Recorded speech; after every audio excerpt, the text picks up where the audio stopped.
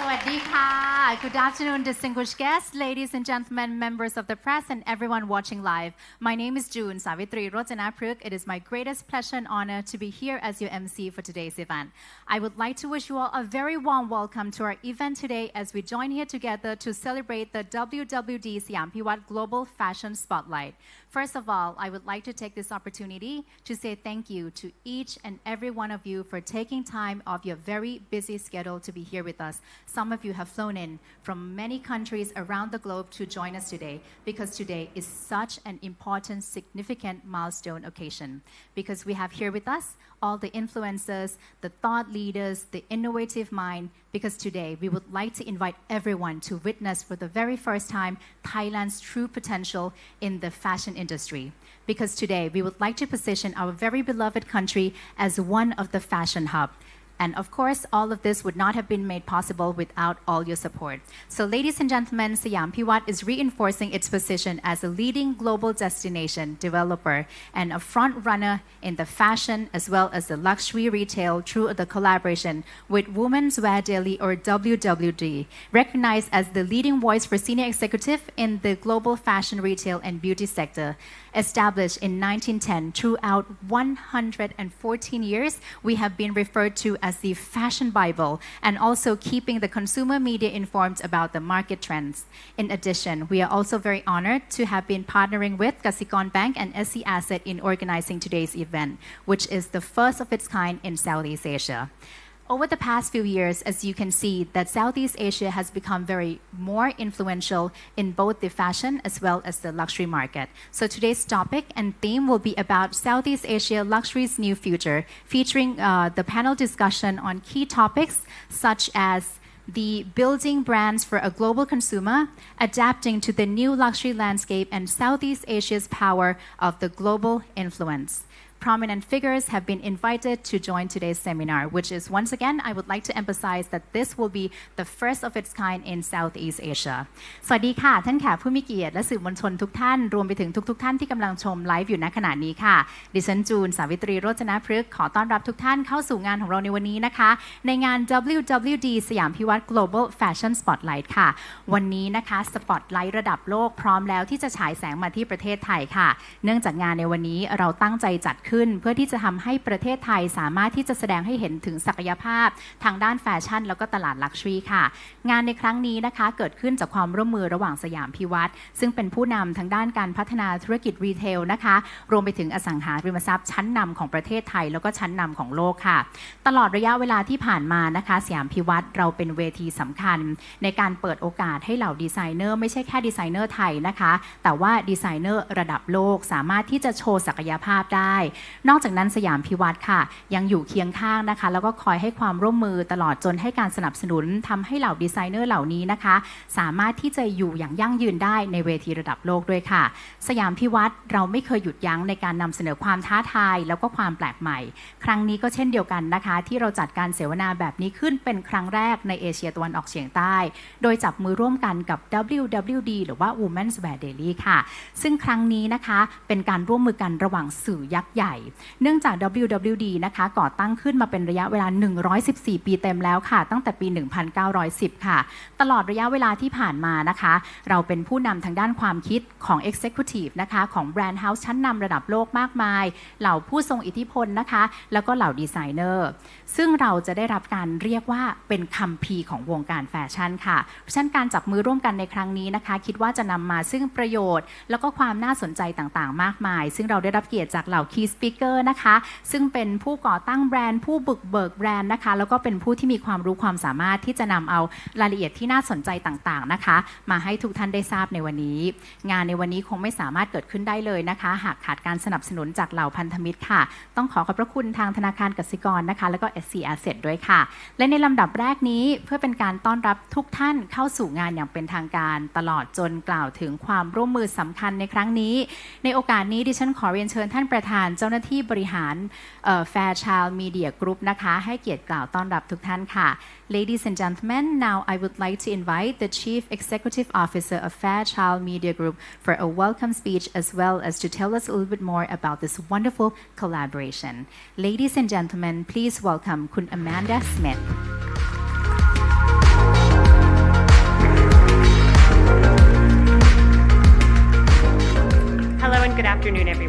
I'm Amanda Smith, the CEO of Fairchild Media Group and WWD. Thank you all for welcoming us so warmly to this incredible, vibrant city. I am absolutely delighted to be here with all of you today at stunning Park Paragon. On behalf of the entire team at WWD, it is my pleasure to welcome you to the first WWD SIAM PIWat Global Fashion Spotlight. Today, we will do what WWD has done for over 100 years and what we are best known for, and that is to celebrate the very best in fashion. Today, we'll honor the stories of tradition and craft that make tie design special and unique. We hear from global thought leaders whose expertise is creating new incredible opportunities in luxury, and will spotlight the innovative minds of the region's emerging talent who are breathing new life and creativity into the industry every single day. As this growth and excitement around the tie market continues to change the global conversation, it is an honor for us at WWD to be here. We are excited to be providing a platform for designers, retailers, and brands to connect on a global scale that can truly elevate this country's place in the fashion world as a powerhouse. I would like to thank the team at SIAM PIWat for their commitment to advancing not only the global luxury marketplace, but also local tie designers, craftsmanship, and the community. It is a special thanks that I'd like to give shout-out to Chua Kun, to CEO, along with the incredible team, Apple, Fang, Nick, and many others, who made this partnership come to life today. And a special thanks to all of the partners who made today possible. Capricorn Bank, SC Asset, SIAM PIWat Group, with the support of their properties, SIAM Center, SIAM Discovery, SIAM Paragon, Icon SIAM, SIAM Premium Outlets Bangkok ICS, and One SIAM Super App. I continue to be inspired by all that you do and look forward to hearing more today about the exciting path forward here. And with that, it's my pleasure to introduce to you Fairchild and WWD's Chief Content Officer, James Fallon.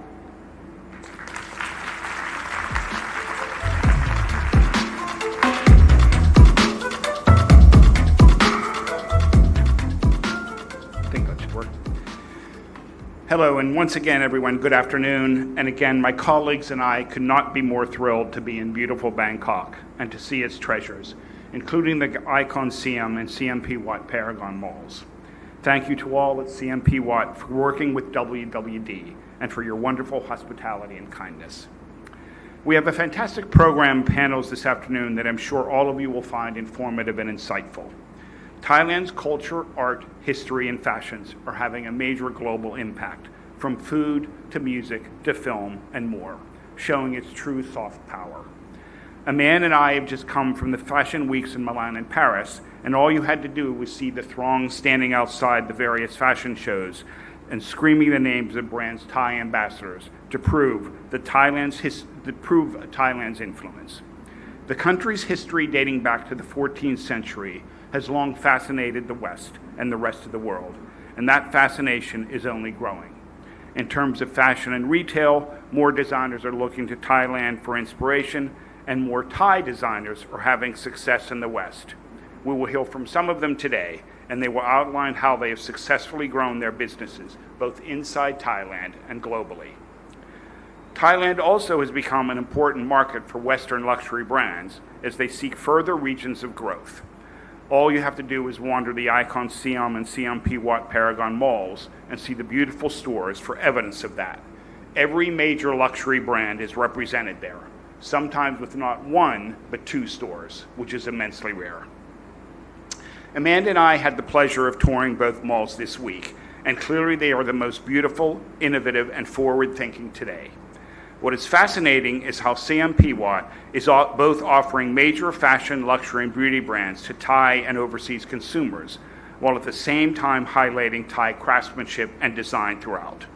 From the unique design of the Louis Vuitton flagship in Icon SIAM featuring Thai craftsmen, to the extensive floor space given to Thai vendors in both Icon SIAM and SIAM Paragon malls, both malls truly highlight SIAM PIWat's goal to offer the best of Thailand and the best of the world.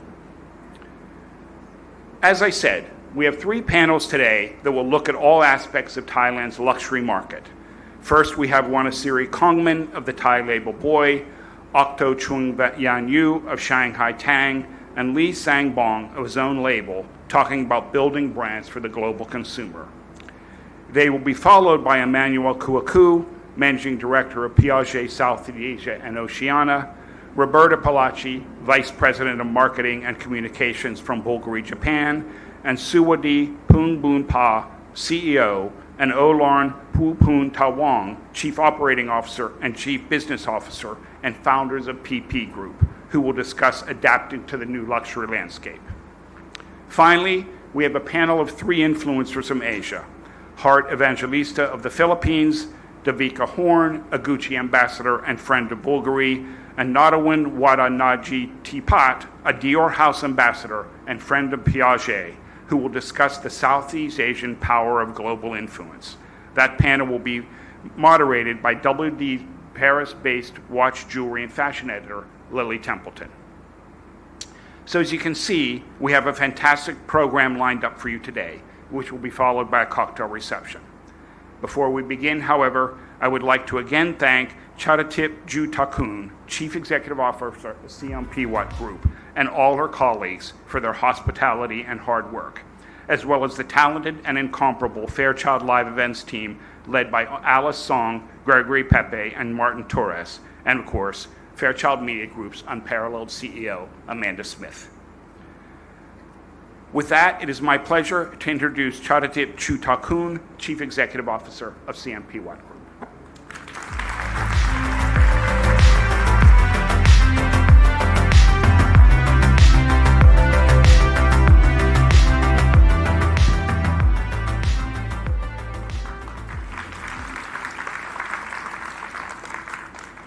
สวัสดีค่ะ Good afternoon, all distinguished guests. On behalf of SIAM PIWAT Group, it's a great honor to welcome you all to the WWD and SIAM PIWAT Global Fashion Spotlight. For over 40 years, SIAM PIWAT has nurtured Thailand's fashion industry, coming to the forefront as a pioneer in the realm of Thailand's luxury world. Our malls have been the birthplace for Thai champion brands across generations, and we have played a key role in developing fashion talents and creating a complete ecosystem for fashion in the country. At the same time, SIAM PIWAT has also played a pivotal role in stimulating economic activities within the fashion retail sector, directly contributing to the creation of millions of jobs through our initiatives and strong engagements in fashion product innovation and retail development. We take pride as a vital force that continuously drives the industry forward, propels Thai brands to prosper on the global stage. SIAM PIWAT is trusted by leading global luxury brands that have consistently found immense success in our malls. This trust has positioned us as the partner of choice, contributing to the extraordinary growth of the luxury market in Thailand. For 2 decades, we have always been supporting all activities of leading global brands and collaborating with them to create unprecedented experiences for Thai and for visitors from around the world through the launch of world-class events and special limited collections. Southeast Asia's luxury market has experienced tremendous growth, establishing the region as a key destination for luxury fashion, especially in Bangkok. Since the pandemic in 2019, the city has seen its growth in all sectors of luxury brand double. Bangkok's rise in luxury market has cemented Thailand as the strategic hub in the luxury industry, attracting a number of luxury brands to set their sights and expand further in our country. October is our special month when we have hosted Bangkok International Fashion Week for 17 consecutive years, creating an amazing platform for both local and international brands. This year, with our special collaboration with Women's Wear Daily, to co-host the Global Fashion Spotlight 2024 talk, which marks the first endorsement for Thailand to become the center of fashion trends in Southeast Asia, elevating Asian talents to the global stage. SIAM PIWAT is immensely proud of these achievements and remain committed to advancing Thailand and Southeast Asia as a global fashion hubs in the future. We are deeply honored to collaborate with WWD and look forward to many more exciting initiatives together in the near future. My special appreciation to our distinguished speakers who will soon share their valuable insights, helping shape the future of luxury fashion in Southeast Asia and beyond. And I would also wish to extend my sincere thanks to all the partners, designers, sponsors, and contributors who made this special event possible. Bangkok International Fashion Week will last until 6 October and showcasing 15 shows with esteemed designers and emerging talents. These events promise to spark creativity, inspire the fashion community, and leave an important mark on global stage. Thank you all for being part of this remarkable journey. We look forward to sharing a memorable experience with you today, and let's continue to shape the future of fashion together. ขอบคุณค่ะ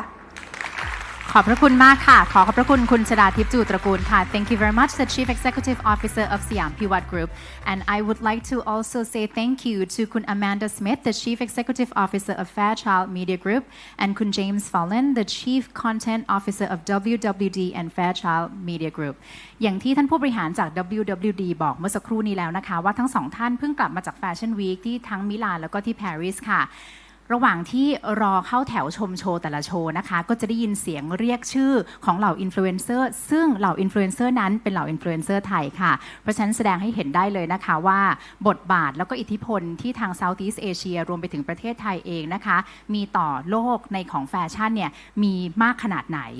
และในลำดับแรกนี้ค่ะเราจะเข้าสู่การเสวนานะคะการเสวนาในช่วงแรกจะเป็นการเสวนาในเรื่องของการสร้างแบรนด์ว่าเราจะสร้างแบรนด์อย่างไรให้เป็นที่ยอมรับในระดับโลกสำหรับสยามพิวัตรเองค่ะเราเป็นเวทีในการมอบโอกาสไม่ใช่แค่ดีไซเนอร์ชาวไทยแต่ว่าดีไซเนอร์ระดับโลกมาเป็นระยะเวลา17ปีเต็มแล้วนะคะฉะนั้นเราก็มีความภาคภูมิใจเป็นอย่างยิ่งค่ะที่เราได้ร่วมเป็นส่วนหนึ่งในการเป็นเวทีสำคัญให้เหล่าดีไซเนอร์ได้แสดงความสามารถและในลำดับแรกนี้นะคะจะเป็นการร่วมพูดคุยจากแบรนด์เอเชียแห่งความภาคภูมิใจของเราค่ะซึ่งจะมีใครบ้างนะคะเดี๋ยวเราไปฟังกันค่ะ So ladies and gentlemen, now I would like to begin the exciting topic with the building brands for a global consumer from 3 designers of the global fashion industry, the pride of Asia. So first, I would like to invite the co-founder and co-creative director of Boy. ในโอกาสนี้ขอเสียงปรบมือต้อนรับคุณวรรณศิริคงมั่นค่ะ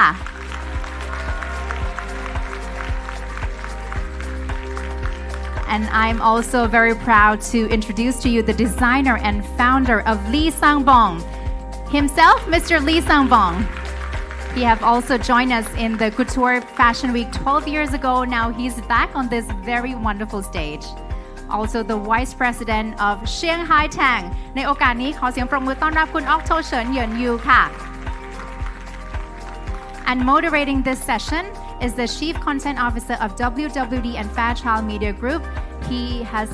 lead the prominent world and also being in the very important position for more than 35 years. So ladies and gentlemen, please kindly welcome Kun James Fallon. You have seen it all. Please, sir.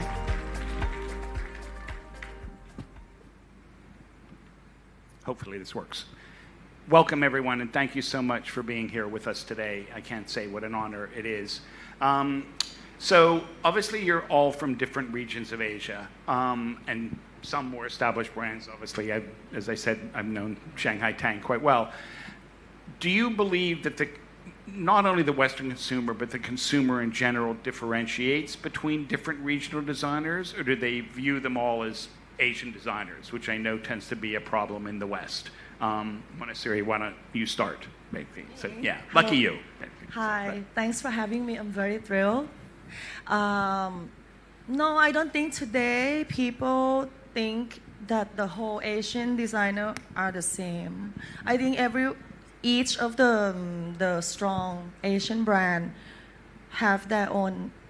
identity, and I think the consumer like the brand because of their products, and I think it's enough for them to differentiate. You know, this is Korean brand, this is Thai or Japanese.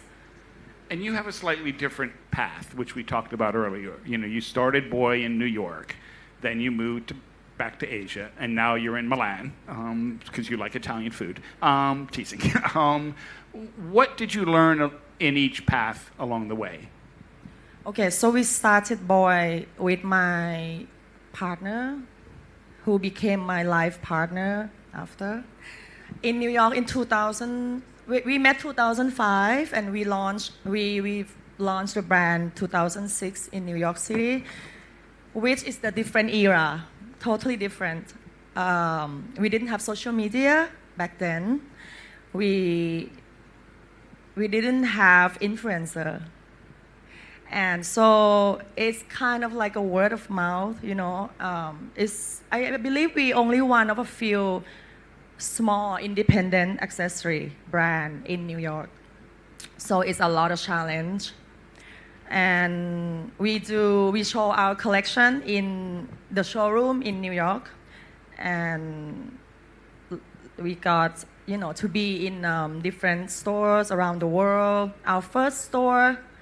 it was a pretty big deal. It was Colette, Paris. And so it's really gave us attention from being in Colette. Then I moved back here, and we opened the first store here in Bangkok in 2010. So that when we learned the freedom of being, you know, have our own channel of our own retails, which totally different than putting your design in the showroom. Every 6 months you design new bags, new collections, and you just, you know, the showroom would love to sell you to anyone the most they can. We don't have a whole control of our product. But when we start to have our own retail here, and we got to do whatever we want, and we be totally, you know, we can show the creativity, we can really tell the story of the brand through the retail space.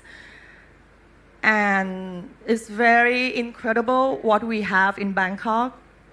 Then moving to Milan is starting from zero, totally zero, to crack open the European, you know,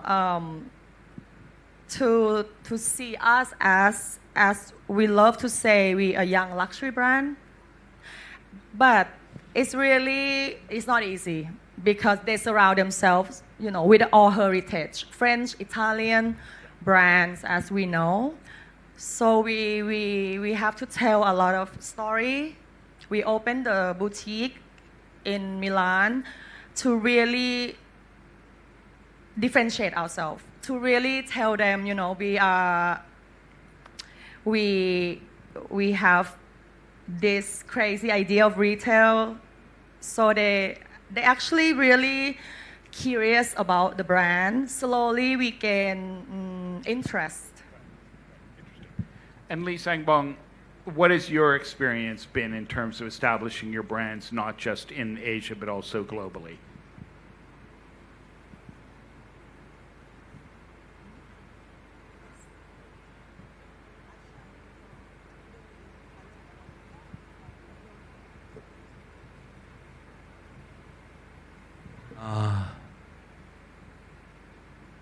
제가 이렇게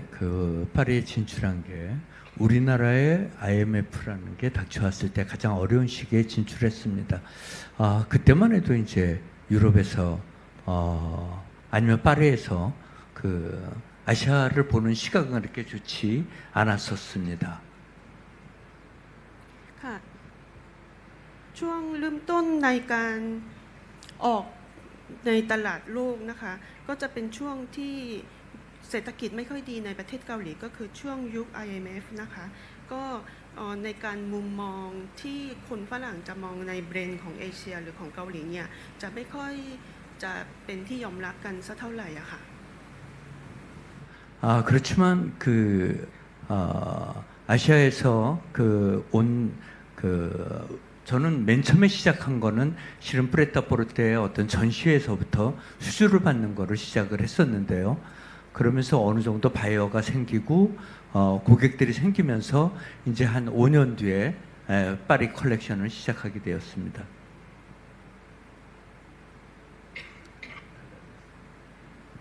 ซึ่งในช่วงเริ่มต้นนะคะก็จะได้รับการออเดอร์จากในการแสดงหรือว่าลูกค้าจะเป็นคนสั่งสินค้ามานะคะพอระยะเวลาผ่านไป5ปีก็มีโอกาสที่จะขึ้นบนเวทีใน Paris Fashion Week นะคะ 네, 거기서 오다 진행 중에서 이렇게 아시아에서 온 거에 대해서 상당히 조금 신기하고 그때는 일본 디자이너 일부 하고 저희 한국의 몇몇 디자이너만이 그 파리에서 이렇게 활동을 시작했었습니다. ในสมัยนั้นนะคะก็จะมีดีไซเนอร์จากประเทศญี่ปุ่นไม่กี่ท่านนะคะแล้วก็จากประเทศเกาหลีไม่กี่ท่านนะคะที่สามารถแสดงสินค้าบนเวทีของยุโรปอะค่ะ 지금은 이제 아시아가 중요한 시장이 되고 아시아의 디자이너들이 이제 많은 활약을 하기 시작했기 때문에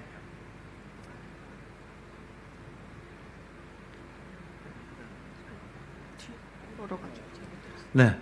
지금은 이제 아시아에 많은 그 디자이너들이 해외 진출을 하고 있고 또 아시아 시장이 워낙 커졌기 때문에 이제는 그런 것들이 완전히 변화되기 시작했다고 생각을 합니다.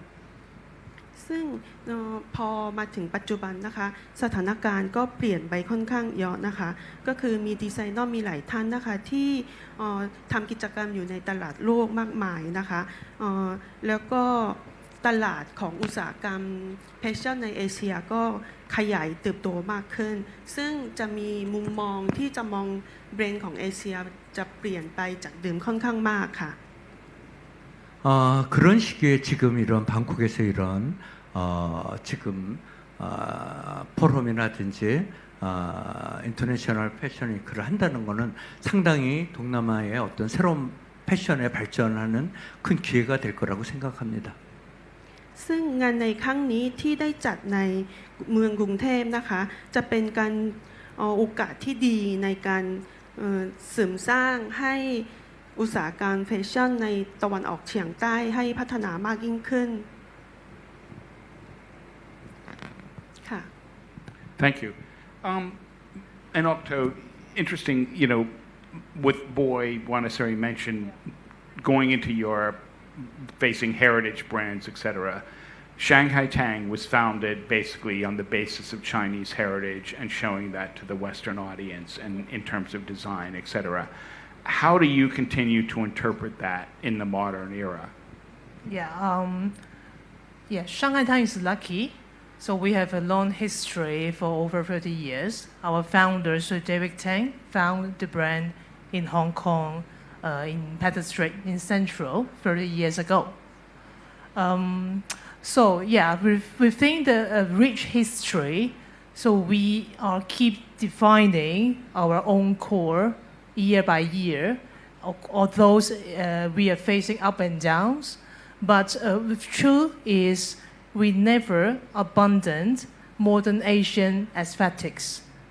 and plus a touch of chinoiserie. So implied in all our products. So this is the key. We keep 30 years succeed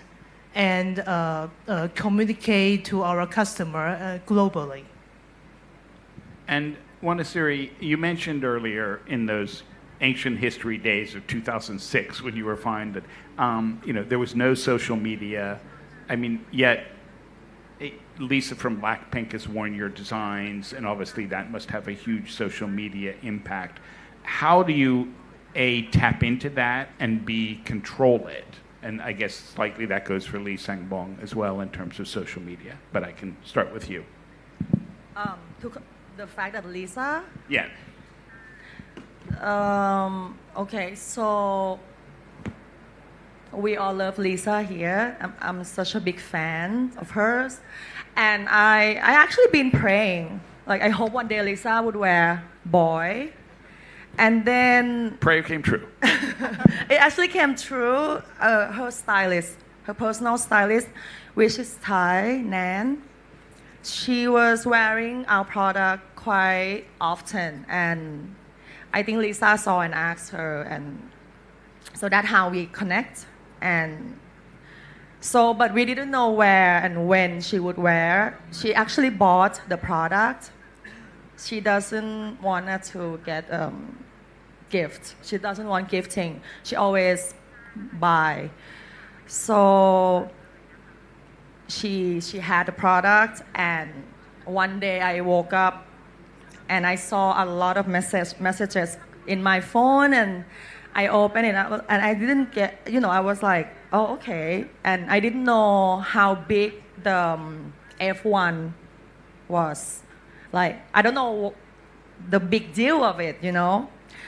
But then all day long, I see a lot of image. Everyone tag me and tag us, tag the brand, and it's really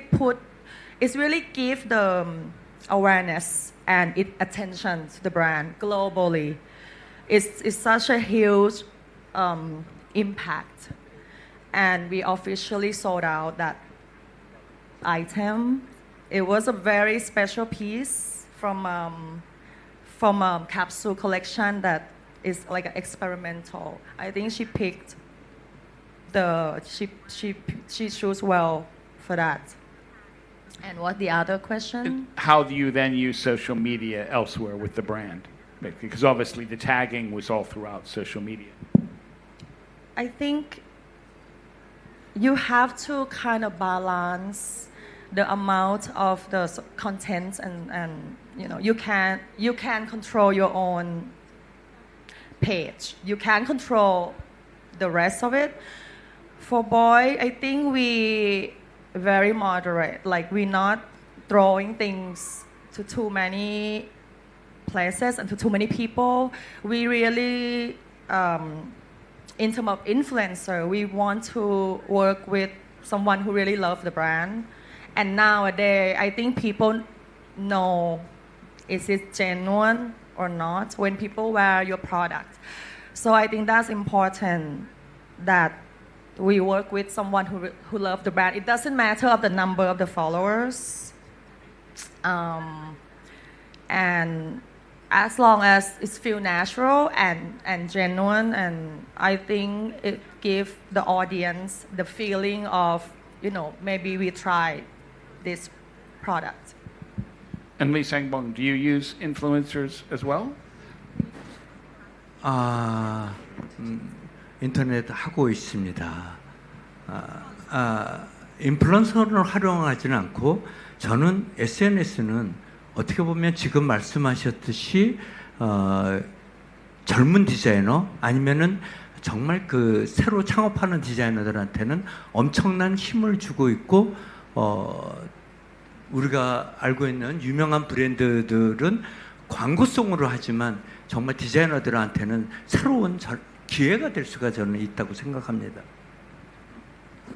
ค่ะ ณ ปัจจุบันก็ไม่ได้ใช้อินฟลูเอนเซอร์ในการโฆษณาผ่าน SNS นะคะสำหรับผมคิดว่า SNS เนี่ยจะเป็นเครื่องมือที่จะสร้างโอกาสให้กับดีไซเนอร์ใหม่ๆที่จะเข้ามาในวงการทางด้านอุตสาหกรรมทางแฟชั่นมากขึ้นนะคะสำหรับดีไซเนอร์ใหม่ๆจะสร้างโอกาสผ่าน SNS ได้ดีอะค่ะ Do you use them? Yes, Right. I really want to understand the language. What he said is they don't use them, basically. Oh, you don't use, okay. Yes, of course, Shanghai Tang use some of the social media platform. So mainly on Instagram and Little Red Book in China. And yes, with the support of worldwide celebrities, no matter China and overseas. So it helped us to having the diversified of our designs, which is not just only Asians wearing Shanghai tank, but also different complexion to showcase the beauty of the brand. And Li Sangbong, you've shown your collection in Paris for more than a decade. What was the impact of those shows on the global market and on building your brand, both in Asia and the rest of the world?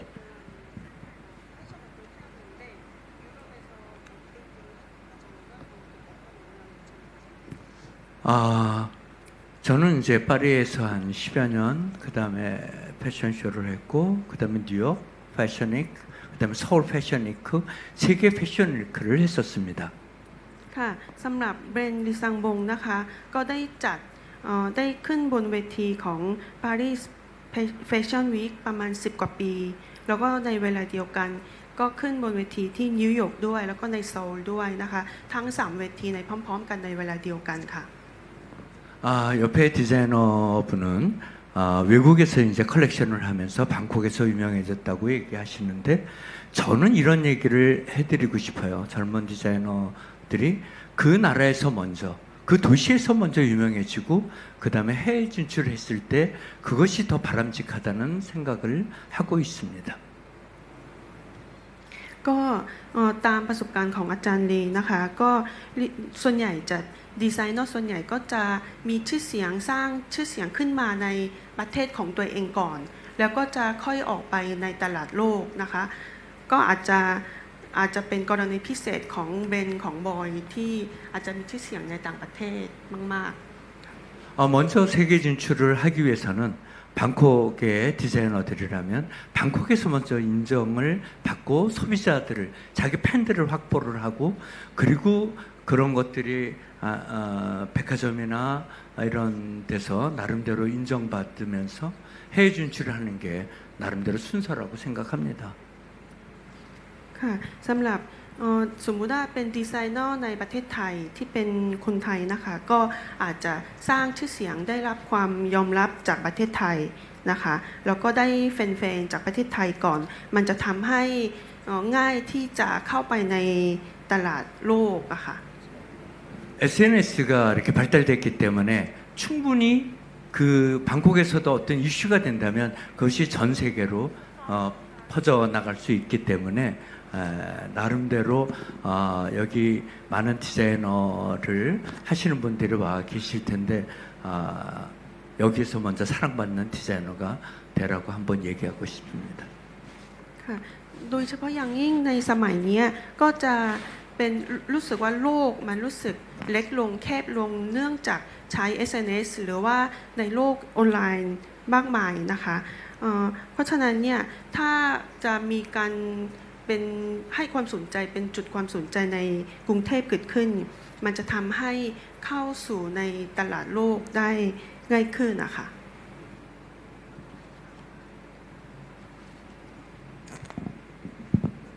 But for each of you, and again, let's start with you, with Boy, as you grow, obviously that requires more investment, opening stores, etc. Does that force you at some point to look for investors, or are you able to fund that internally? How does it work in general? It's a big question. Okay, so until today, we have been still 100% independent from 2006. Congratulations. Thank you. It's been a great ride, you know, that you can make your own decisions between me and my partner. But I think depends where you want to be. Depends. Maybe you just want to keep the scale.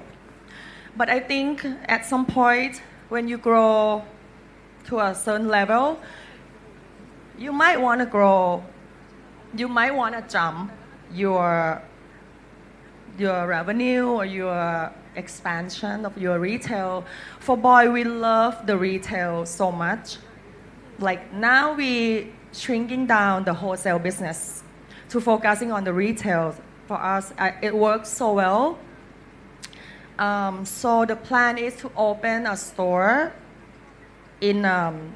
each city. Because like I said, it's very important to tell your story, to give the customer, the visitor who come to the store that experience that's different than the rest. You know, when you have the global brand, super brand that has the store in every city, this store that we have, if we can have, it will really give the people to understand more of the brand. And maybe we need an investor to get to that goal. And but it has to be the right match. It has to be the right investor. Money is not the biggest concern because it is really, it can give you like to get there, or you know, you might have to start over if you didn't find the right one. So we're not saying no. We open for the investor. But how do you know they're the right one? I think for the background of who they are, and right. we have to study, we have to talk, we have to meet. I think we just be transparent. You know, with what do you see us doing together? You have to be honest. Because of course people invest and they just want a return, right? In 5 years, the 5 years, how you giving them 3 times or 5 times, I don't know how many times you have to ask after. I think we have to be honest and really say yes or no. You know, if we feel like, you know, we can't do that, we can't grow that way, then we're gonna pass. But Okta, you obviously have an investor. So how do you balance creativity, growth, investment, pressure, et cetera? Because you came from the design side, as you said. So how as a brand, do you find that they're patient enough to take the long-term view? Or is it like growth, slightly what one of Siri said? Yeah, it's a difficult question to ask. Same with her. So actually, Shanghai Town is the first global luxury house in Asia. So we have this pretty history. So although it's up and down, our capital acquired the brand since 2019, and because of pandemic, because of the Hong Kong issues, so we are now getting better and better. Of course, for the investor side, they need growth, but they are not. They are very kind actually. So they will how can I say? So they will set a goal with a reasonable target according to the economic cycle. So luckily we are having a significant growth rather than last year and last 2 years, and we are getting better and better and building Shanghai Town back according to Sir David Tang's strong foundation, because actually he's a super charming person. So what's the history? He put Shanghai Town to the international market. It has 3 key points. The first one is art. The second one is creativity. The third one is humor. So this is what he make the brand with a strong foundation. So at the same time is with our capital group. So we have a sister company called UCCA. So it's a center of contemporary arts in China, which has a leading role and global influence. So the way we work closely with them is the same way we work with LV Foundation and also Prada Foundation. That makes Shanghai Tang access to all those greatest artists in the world, and also presence in the artistic field. So it affects the creativity of the design and boosts our brand larger and larger. And again, Lee Sangbong, obviously showing in Paris is not inexpensive, and yet you've successfully established a global brand. Has that, again, do you look for outside investment to do that? Do you feel you've reached the level of growth you want to establish, and what's the next step?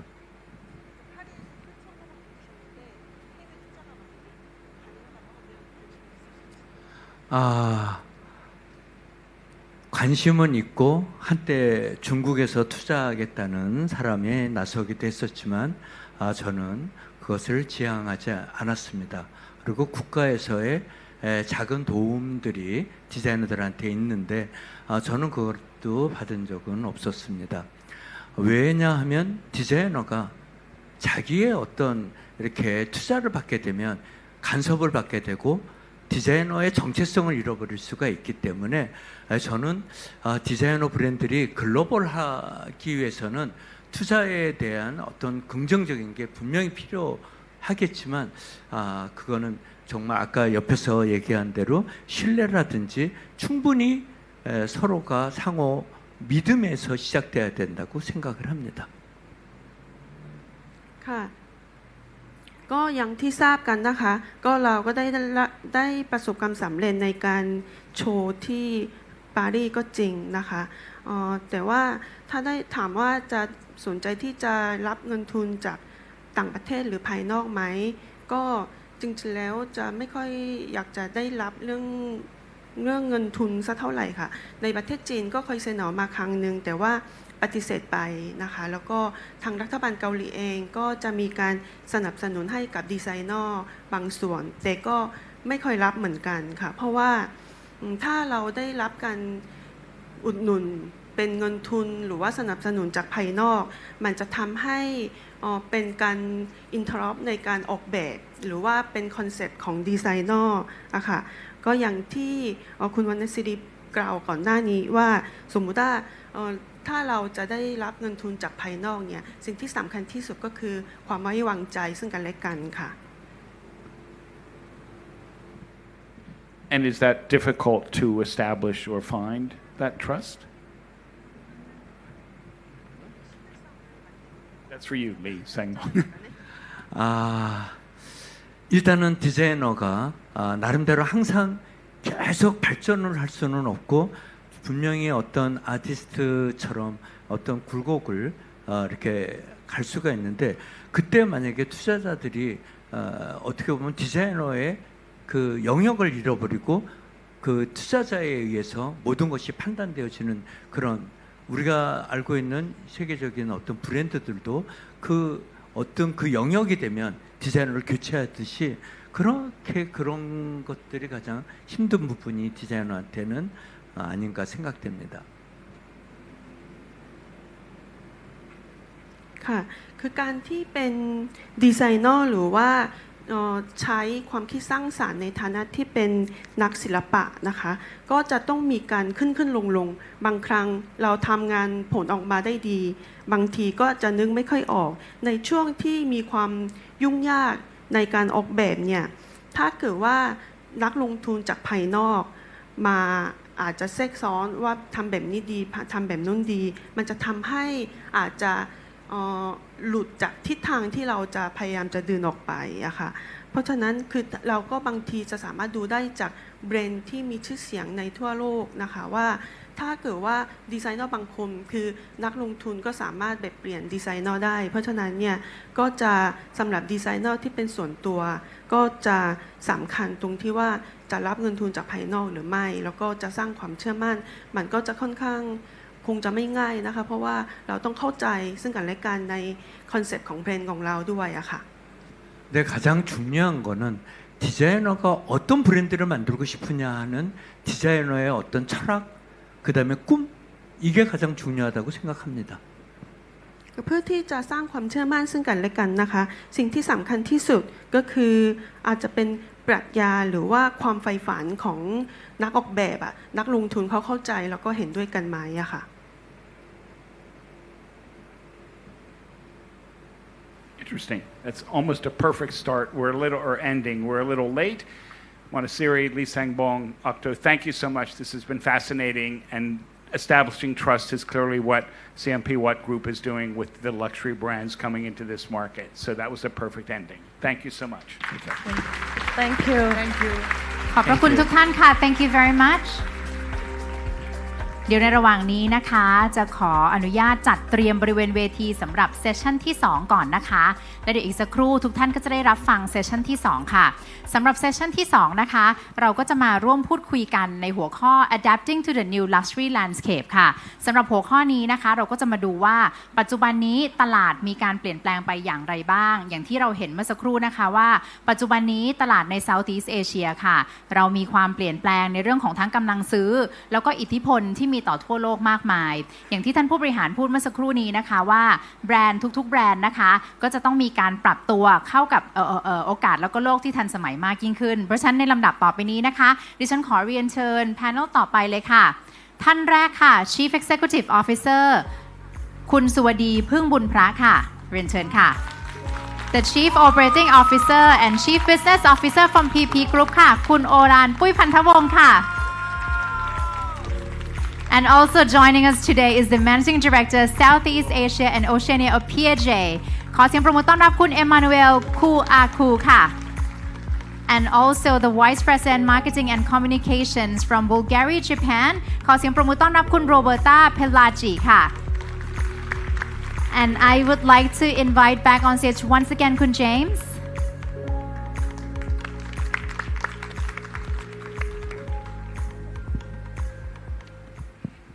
Miss me? No. Again, thank you everyone for joining us. I know some have traveled from Singapore and Japan, etc. So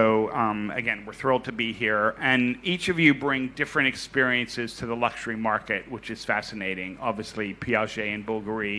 are long-established heritage watch and jewelry brands. PP Group is very much successfully bringing brands into the Thai market. I guess let's start with a relatively easy question, which is, or I hope easy, for each of you, how has the Southeast Asian luxury consumer changed, and how are you changing the way you appeal to them? So we'll start with the far right. Emmanuel, what do you think? So,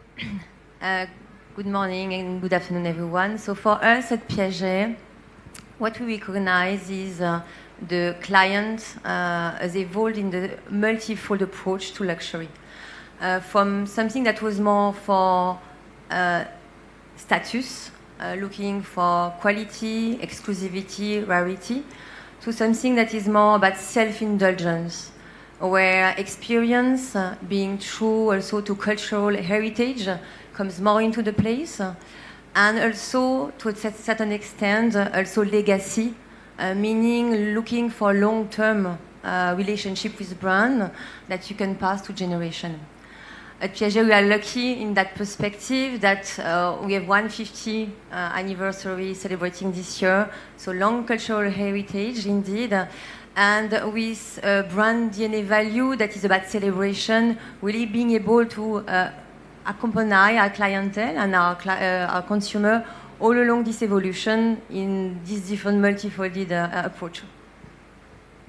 And Roberta, from the Bulgari perspective? Because obviously you're involved in Japan too, so not just Southeast Asia. So it'd be interesting. I think in general in Southeast Asia what we notice is a larger acceptance of traditional, long history-rooted European brands compared to local jewelry that as well as a long tradition in Southeast Asia. So there is more acceptance, I think, from European brands coming into this market. And the way we as well talk to this market is to create a bridge between our brand identity while still speaking to the local culture. So for example,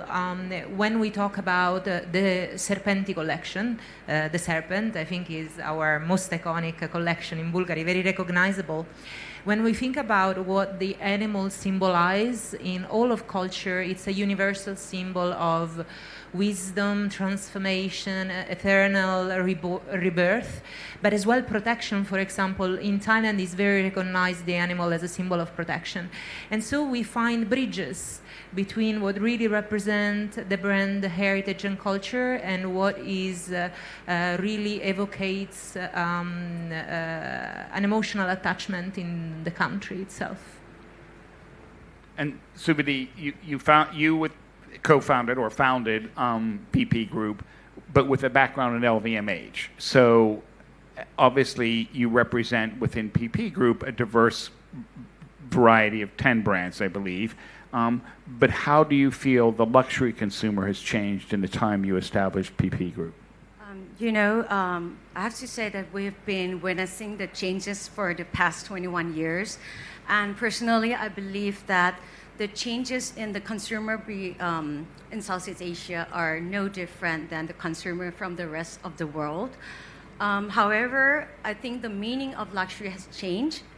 In the old time, luxury was really reserved for a smaller group of people with high disposable income. But today, the luxury consumers covers a wider group of people.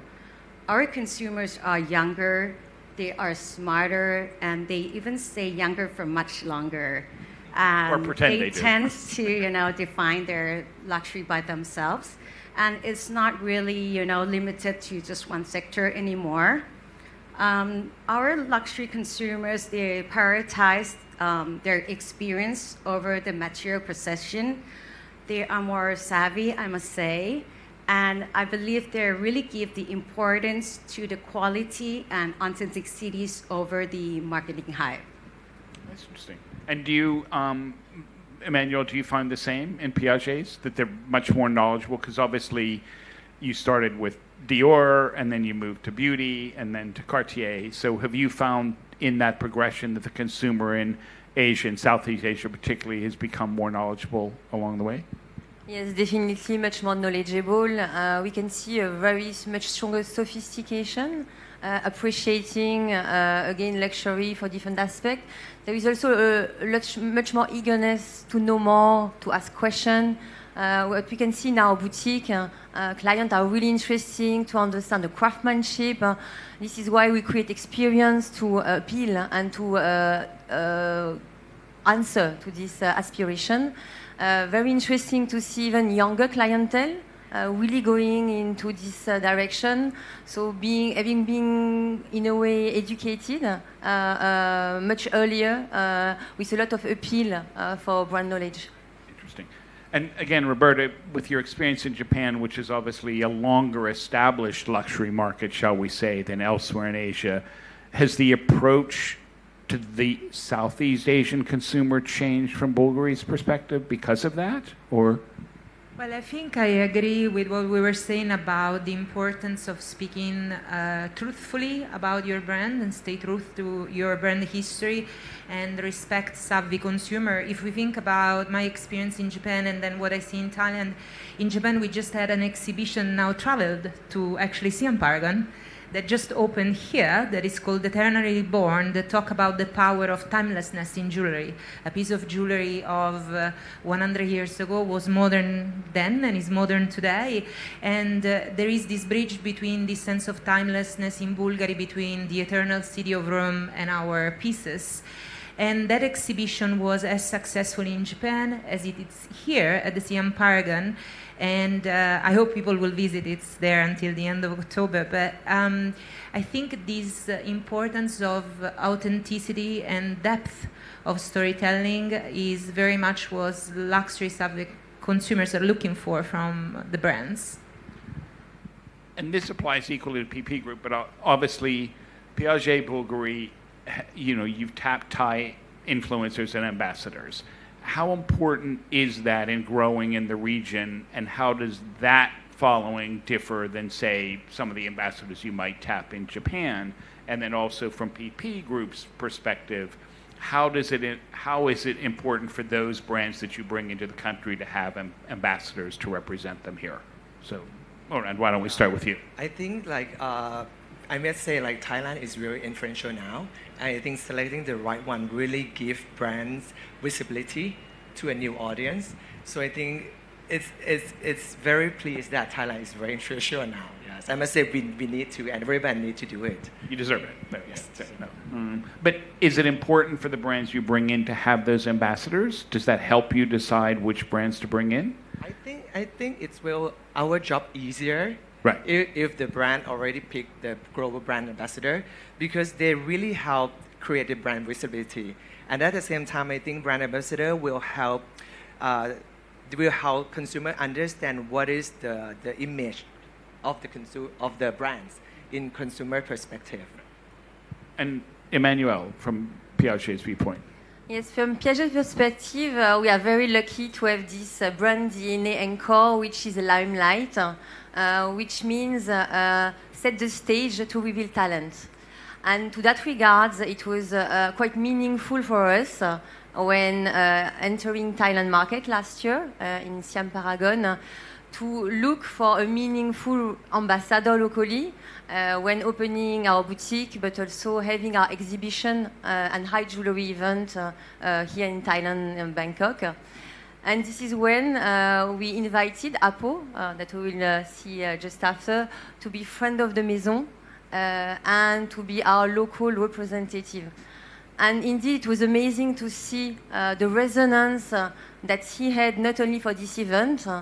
but more generally speaking in the region.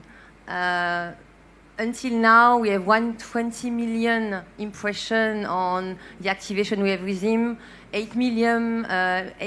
engagement. That was really impressive to see that beyond Thailand and the region, he has really a global influence.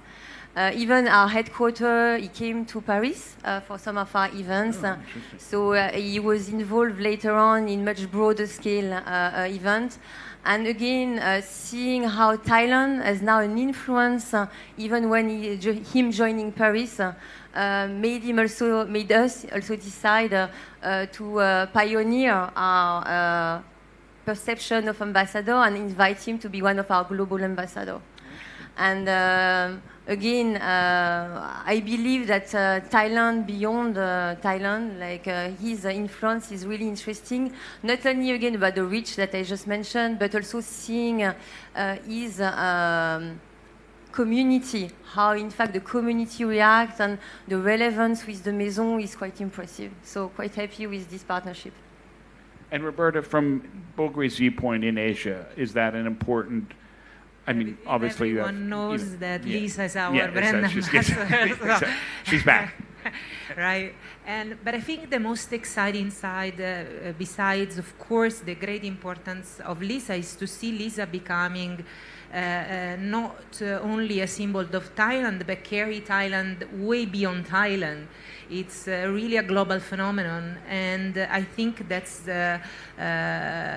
it's fantastic to see from this market that is really exporting at global level the power of celebrity. And beyond Lisa, we have Davika, that I think will speak later, right? That is a friend of the house as well, and we're very proud to have in our roster, and Mile as well. And they are all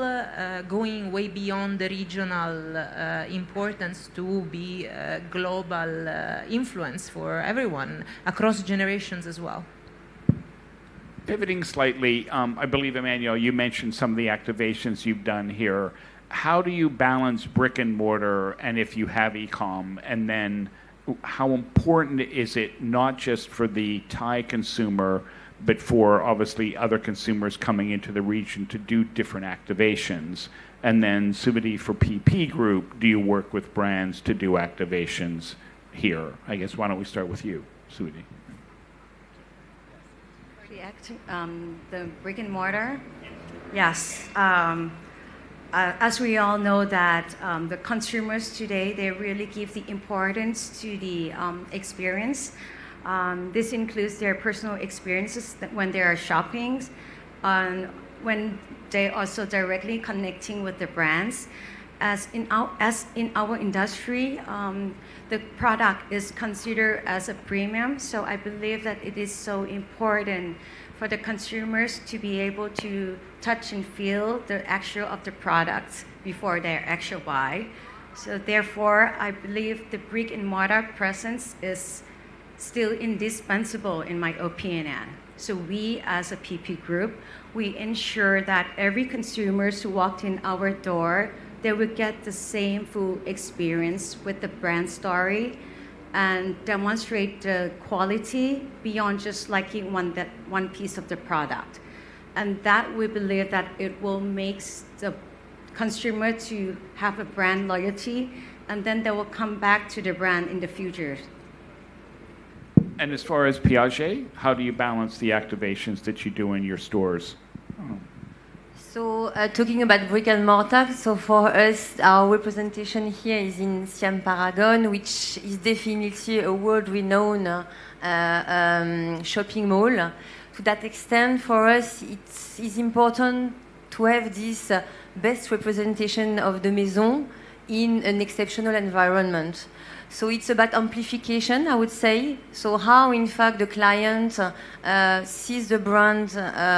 from a client funnel and engagement perspective. So start to know you, get interested, and then after how you transform this first perception with something more concrete, more real, echoing what you just mentioned, and also deepening the connection, because finally,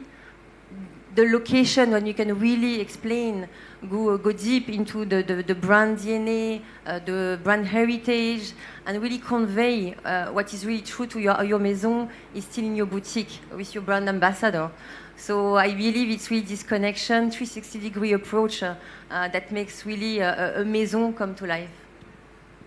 And it really is informing them about, as you said, the history of the product, the background, the quality, et cetera, and that can only come through the store, presumably. Is that the case for Bulgaria as well, Roberta? Yes, in Bulgaria we like to talk about omni-channel, meaning all the possible different touch points that a consumer has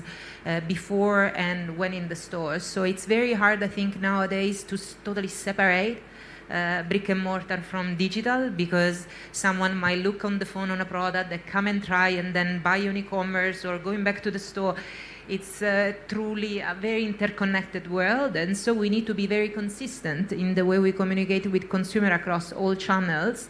And when they come to store, it's very important to provide to store truly an experience.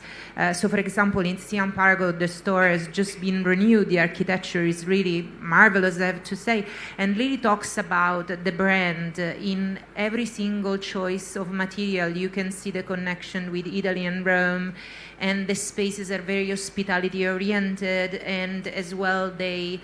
offer an environment that is really supporting the consumer when buying high-end and very precious products. So I think it's very important, the interconnection between digital and physical, having this kind of phygital type of approach. But then when consumers come to store, really offering them quite an unforgettable experience.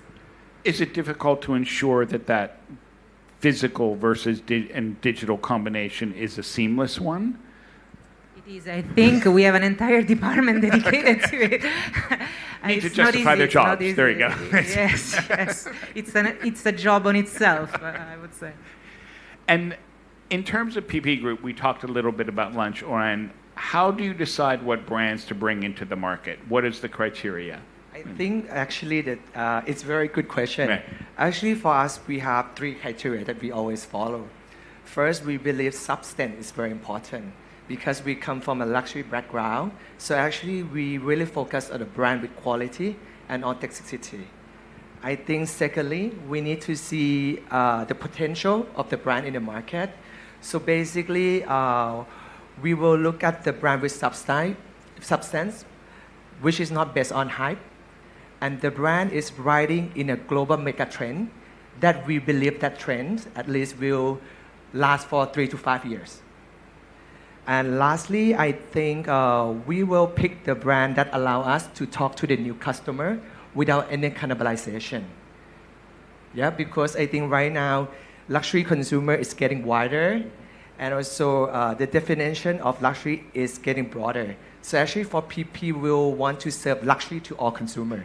So actually we will pick the brand that give us opportunity to talk to new customer.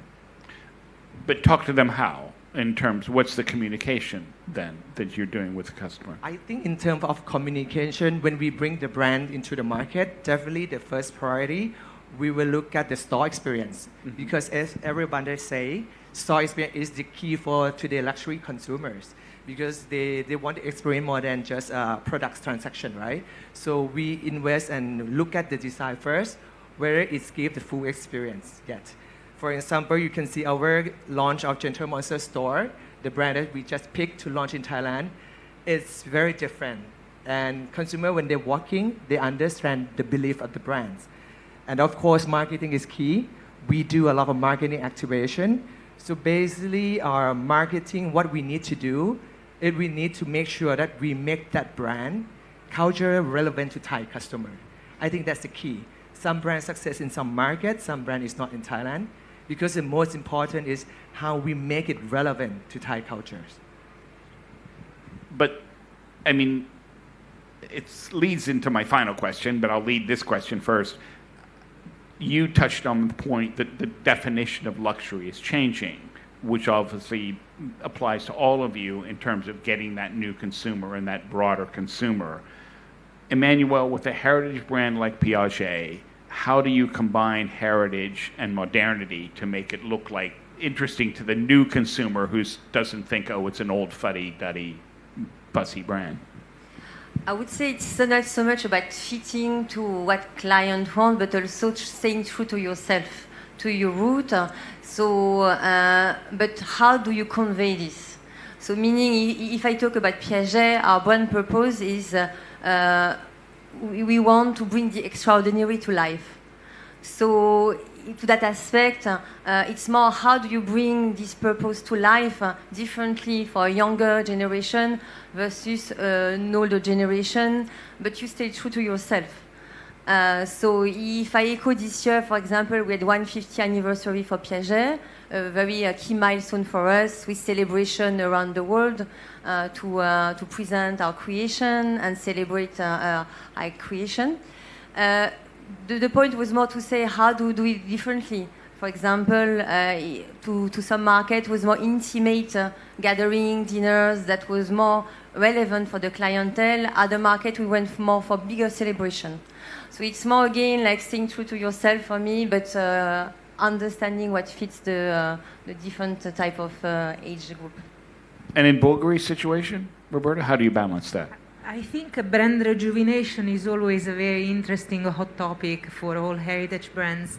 I think, yes, there must be a connection to the brand history. For example,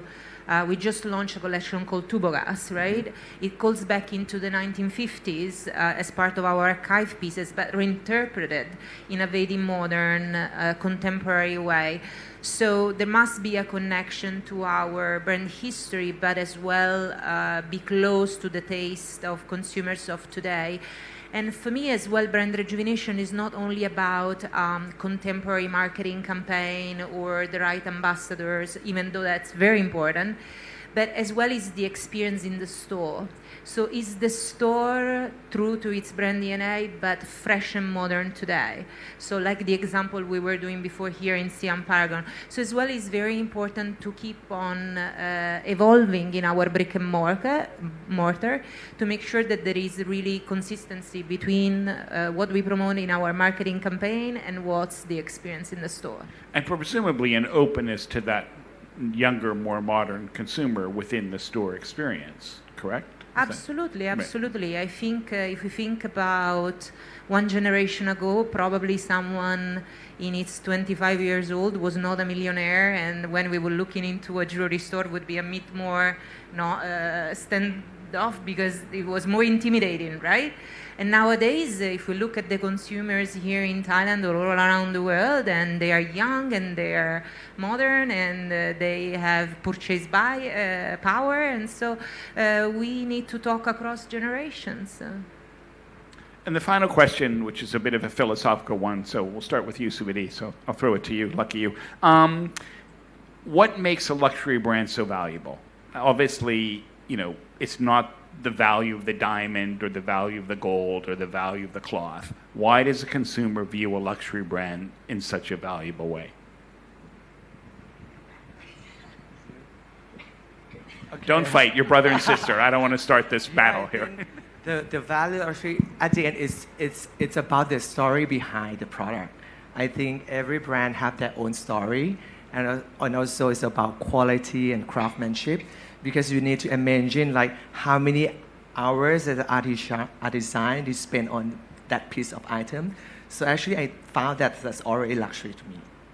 But for example, you're bringing a Mi Paris in for an activation in 2 weeks. Yes. How do you transmit that story and that heritage, because it's not that old of a brand? Yeah, I think Mi Paris has come with different approach. Luxury doesn't mean need to be heritage. It's about consumer, how they feel with the brand, and they feel proud when they use the brand. And I think it's more personal now for luxury. So it's a personal type of luxury. Exactly. Interesting. And are there other brands similar that you have in the Thai market that you brought in that same vein? Yeah, we are trying to balance the brand. Some brand need to be like serve some quite luxury needs. Someone will be more like over display needs. So I think we have many brands and we target different motivation for consumer. Right. Interesting. And again, Emmanuel, given your background, obviously you've done beauty as well as fashion and luxury. What does make a luxury brand so valuable? Because some people consider a makeup luxury, maybe. Yes, to that aspect, for me, it's really about two clear points. Is like be clear on your foundation. A brand, the maison needs to have clear foundation, heritage, and be true to itself. But listen to your clients and understand how the world is evolving. And this is where, through the brand, I've been through. From Dior to Cartier to Piaget, what makes them apart is really this agility to really be clear on the direction, know where they want to go, because they have strong foundation. They know this heritage is here, and ensure that in fact you know where you're going. But at the same time, the way you execute it again is appealing to client, and has this agility to adapt and evolve. Not to get stuck into a stiff approach to luxury. But, and then I'll get to you, Roberta, in a moment. But can you adapt too much? Can you adapt so much you can confuse the consumer? Yes, that's the point. And this is where, again, brand heritage, foundation, and being clear to your brand DNA. For me, brand DNA is really, and at Piaget, it's really like we've defined clearly our 9 brand anchors. And finally, any question that I ask myself as a brand leader, when I have to take decision, the key point for me is always to go back. What is my brand DNA? If I take this decision, is it true to the brand DNA? Am I respecting what the founder wanted for the maison? Is it something that, in fact, is too far? If you can answer this question, I don't think you can be wrong. And Roberta, in terms of your view of what luxury means, since again it's not just the gold and the diamonds? I think savoir-faire, which is something you cannot really put a price on. I think that's, for me, I always agree to the founder of our group when he says we don't do marketing, we do incredible products. So our savoir-faire, I think, speaks for itself. This sense of Italianity and the value the brand stands for, I think that's what people want to bring home when they bring home a piece of jewelry from Bulgari. And ultimately, it's an emotion, it's a feeling. It's a feeling that you know as well as a value in time, this sense of timelessness that jewelry has. For me, it's very, very important. What you're buying today, you will pass to your daughter one day, or to a friend, or to your family, and it will be modern 100 years from now as it was 100 years ago. And that's something incredible. It's the magic, really, of a piece of jewelry. Well, we're winding down, but what do you believe the future of luxury is, quickly, in one word, because we all answered the question about fashion earlier. So, Emmanuel, let's start. Yes, as we discussed lunchtime, for me it's authenticity. That was my word. Roberta? For me, it will always be savoir-faire. Savoir-faire. And do you have the same word? You can split words. You don't have to use the same words. I think about craftsmanship. Craftsmanship, right. That's Vidi. What's yours? Authenticity, already did. Okay, there we go. That's the same. Well, with that, thank you so much. It's been fascinating to have you here. Enjoy your time in Bangkok. Thank you. Take care. Thank you. Thank you very much ขอเสียงปรบมือดังๆให้กับทุกท่านนะคะขอบพระคุณคุณสุวดีคุณโอรานคุณเอมานูเอลคุณโรเบิร์ต้านะคะและต้องขอบคุณคุณเจมส์ค่ะอย่างที่เราเห็นเมื่อสักครู่นี้นะคะว่าปัจจุบันนี้เพื่อที่เราจะสามารถเปลี่ยนแปลงและอยู่ได้ในตลาดค่ะเราจะต้องมีการปรับเปลี่ยนคำว่า luxury ไม่ได้แปลว่าเป็นสีทองหรือว่าเป็นเครื่องเพชรต่อไปแล้วนะคะแต่คำว่า luxury เป็นอารมณ์ความรู้สึกเป็นความปราณีตบรรจงแล้วก็การรังสรรค์ทุกๆผลิตภัณฑ์ขึ้นมาค่ะจากที่ทุกท่านเห็นเมื่อสักครู่นี้นะคะจาก key speaker ของเราว่าทุกๆแบรนด์ให้ความสำคัญกับเรื่องนี้และสิ่งที่สำคัญที่สุดที่จะทำให้ความ luxury นี้สามารถเติบโตไปได้ใน landscape ที่เปลี่ยนแปลงไปแล้วก็ความทันสมัยทั้งหมดที่เกิดขึ้นนะคะก็คือ DNA ของแบรนด์ DNA ของแบรนด์จะต้องมีความมั่นคงเข้มแข็งนะคะเพราะฉะนั้นไม่ว่าความเปลี่ยนแปลงจะเกิดขึ้นอย่างไรความ luxury นี้ก็จะได้รับการตอบรับตลอดไปไม่ว่าจะจาก100 ปีที่ผ่านมานะคะ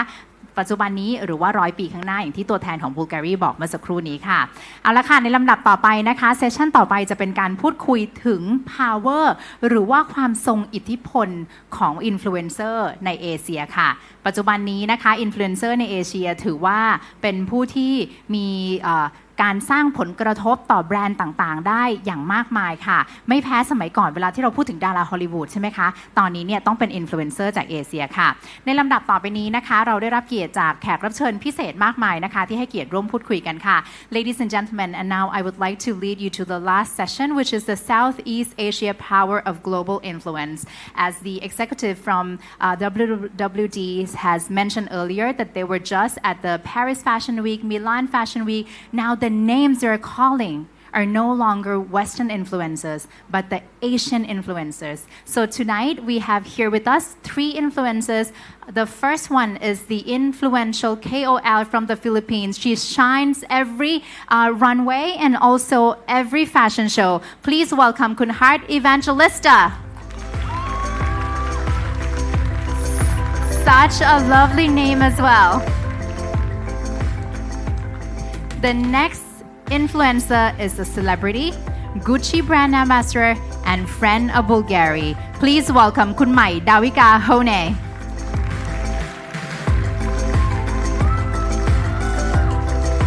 Joining the seminar tonight,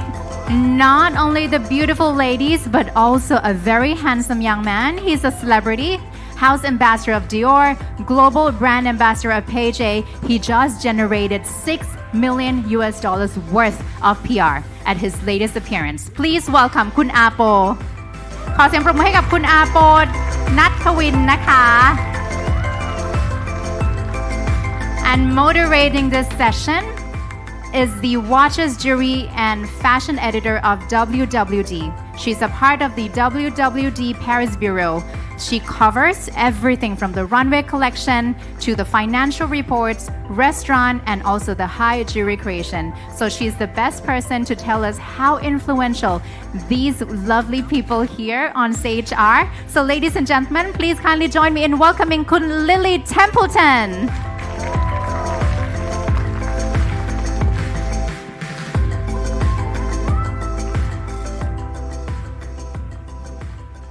Hello, everyone,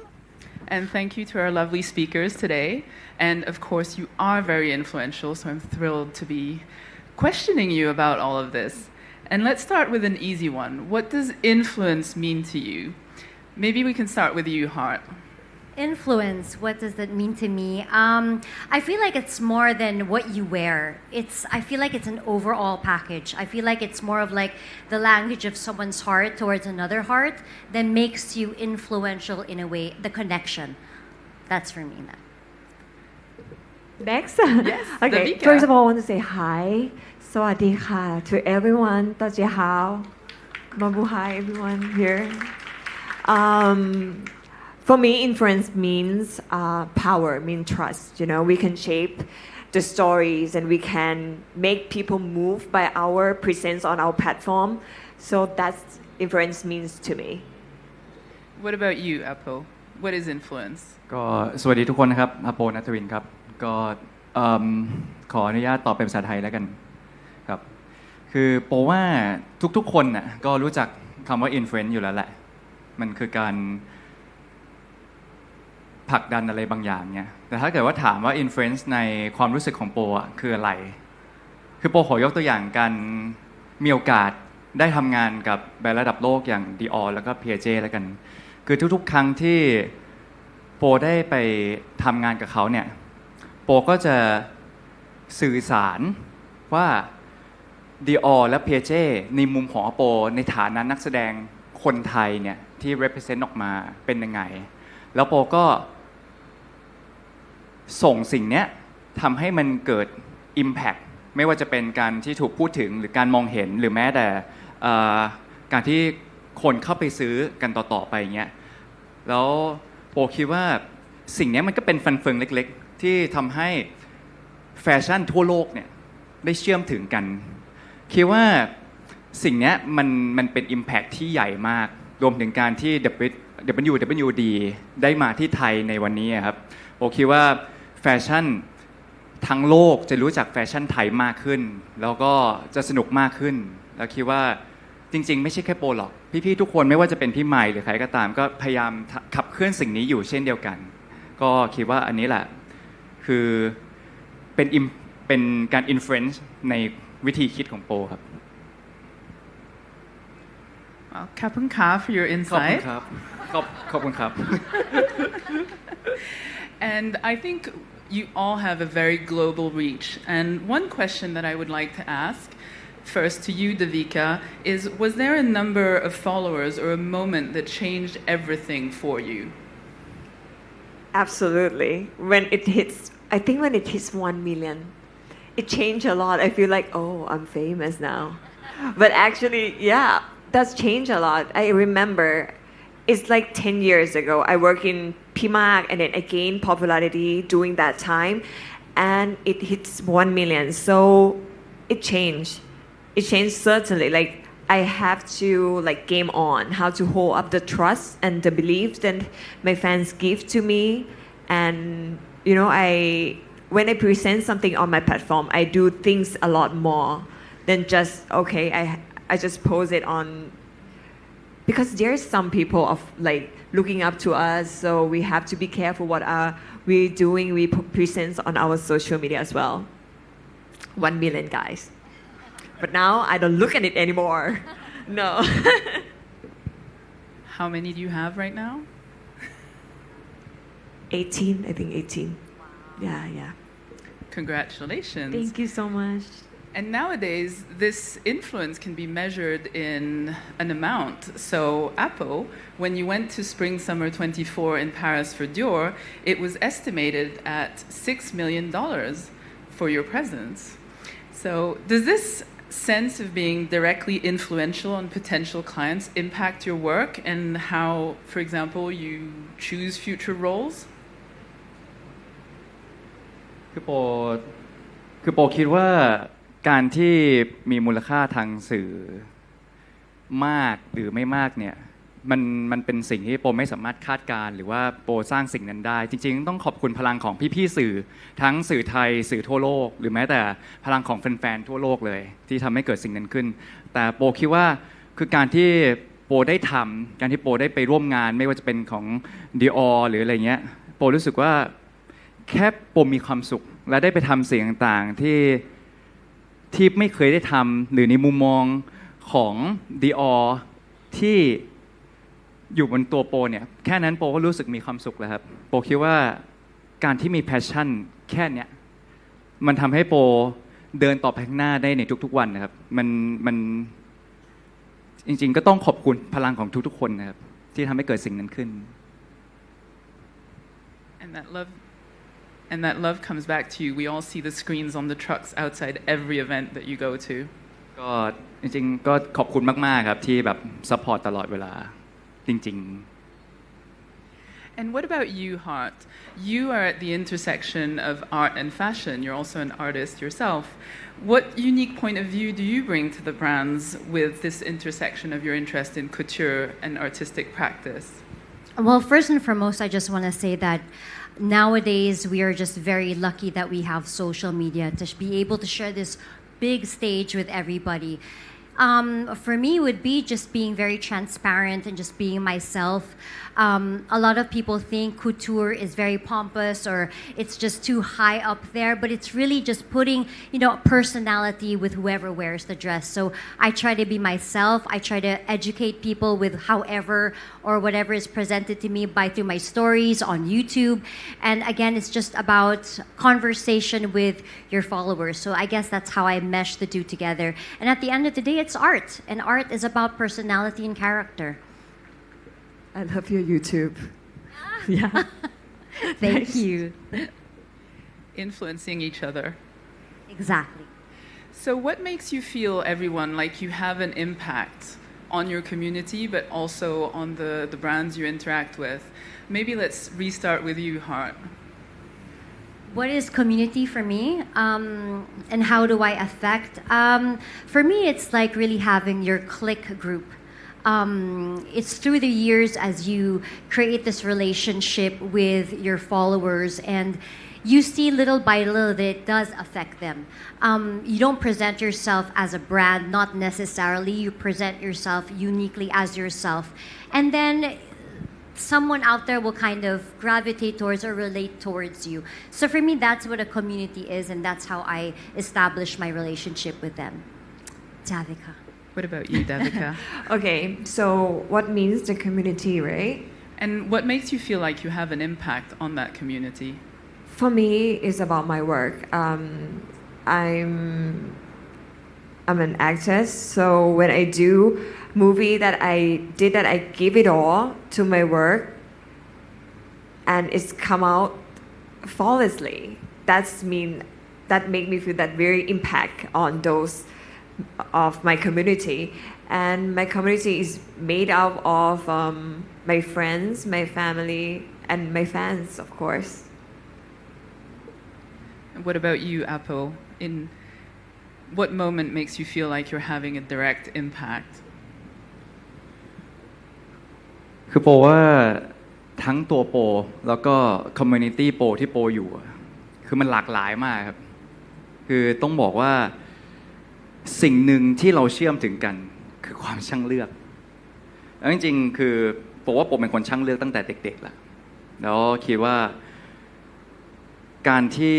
โปเลือกทำในหลายๆอย่างมันก็จะเชฟคนที่อยู่รอบตัวไม่ว่าจะเป็นคนที่ทำงานด้วยกันหรือแม้แต่แฟนๆในทุกๆครั้งคือการช่างเลือกเนี่ยมันก็จะไปอยู่สมมติที่ทำงานมันก็จะเป็นความตั้งใจทำงานความจริงใจแล้วก็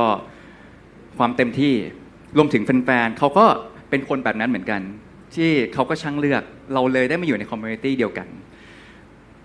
อย่างยกตัวอย่างเช่นในทุกๆวันนะครับก่อนที่โปจะออกจากบ้าน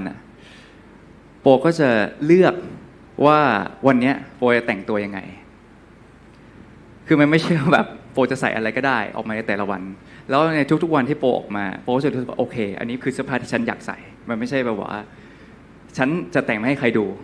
อันเนี้ยมันก็เป็นความสุขเล็กๆโปเลยคิดว่าไอ้ความช่างเลือกของโปเนี่ยมันเลยทำให้โปได้มานั่งอยู่ตรงเนี้ยกับสมมติว่าอันนี้คือ1 community คือกลุ่มคนรักแฟชั่นเชื่อว่าทุกคนตรงนี้รักแฟชั่นทั้งหมดเลยโปคิดว่าเราคุยภาษาเดียวกันต่อให้จะไม่ได้มีอะไรจะพูดถึงกันแต่ว่าแฟชั่นเนี่ยมันกำลังบอกว่าเฮ้ยคุณกำลังอยู่ในมูดไหนคุณกำลังพูดเรื่องอะไรเพราะว่าสิ่งนี้แหละคือสิ่งที่เรา impact ถึงกันนะ Thank you so much. And Davika, you mentioned something very important about supporting the causes that are dear to your heart. How do you use the platform that you have, 18 million and growing, to advocate for causes like UNICEF or to stop the ivory trading, which you were very involved in as well? Yeah, because for me, I mostly advocated by put all my positivities to all the causes. Any causes that are dear to my heart, I will use it and put all of my positivities and show it to my platform. So it's gonna, I think it's help a lot. You know, when you have a big number, it means something. It means that people look up to you, so you have to use it collectively. And I really, really noticed that too. And riffing on this, Hart, does having a large following mean that you have an additional sense of responsibility towards your communities, but also in advocating for them? Well, I don't feel like that you have to be forced just because you have a huge number. But honestly, I think it should be something that's innate. I don't think that you're blessed for yourself. You're blessed to be a blessing. And so however I can give back, however I could put the spotlight on a charitable cause that needs more awareness, that I should do that. And it's just really about living a well-balanced life. You know, we're only here for a bleep, so you have to do something. Whether you have the spotlight on, whether you have millions of followers or not, we must do something. I mean, that's the reason why we're here, not just for ourselves. That's a very beautiful thought. And obviously there's a huge spotlight on fashion, and we're today shining a spotlight in Bangkok. How do you feel that the world of fashion has expanded your global reach? Because you've been encountering different audiences, and also new territories have been discovering you and your work. Maybe start with you, Apple. Can you repeat the question again? How do you feel that the fashion world and the work that you do as an ambassador there has expanded your global reach? คือเพราะว่าในฐานะของนักแสดงไทยคนหนึ่งคือการที่ได้ร่วมงานกับ global ไม่ว่าจะเป็นแบรนด์อะไรก็ตามไม่ว่าจะ Dior หรือ Piaget หรือก็ตามคือโปคิดว่าสิ่งนี้มันทำให้เป็นการเชื่อมถึงกันมันเป็นการ break boundary ไม่ว่าจะเป็นชาติภาษาหรือความไกลเพราะว่าอันนี้มันคือก็ย้อนกลับไปที่ influence ของข้อแรกว่าโหมันเกิดการ impact มากนะที่ณวันนี้คนได้รู้จักประเทศไทยมากขึ้นคนได้รู้จักคนไทยมากขึ้นและ WWD ก็เดินทางมาถึงนี่รวมถึงทุกคนที่เนี่ยเดินทางมาถึงที่นี่เพราะว่าอันนี้มันคือการเปลี่ยนแปลงและคือการเชื่อมต่อกับสิ่งที่เรียกว่าแฟชั่นDevika, I sense you have a lot to contribute here. Yeah. Can I have one more question? Yes. One more time. How do you feel that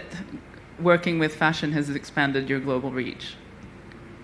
Working with fashion is absolutely helped a lot. And I have to thanks to all the people that helping me also.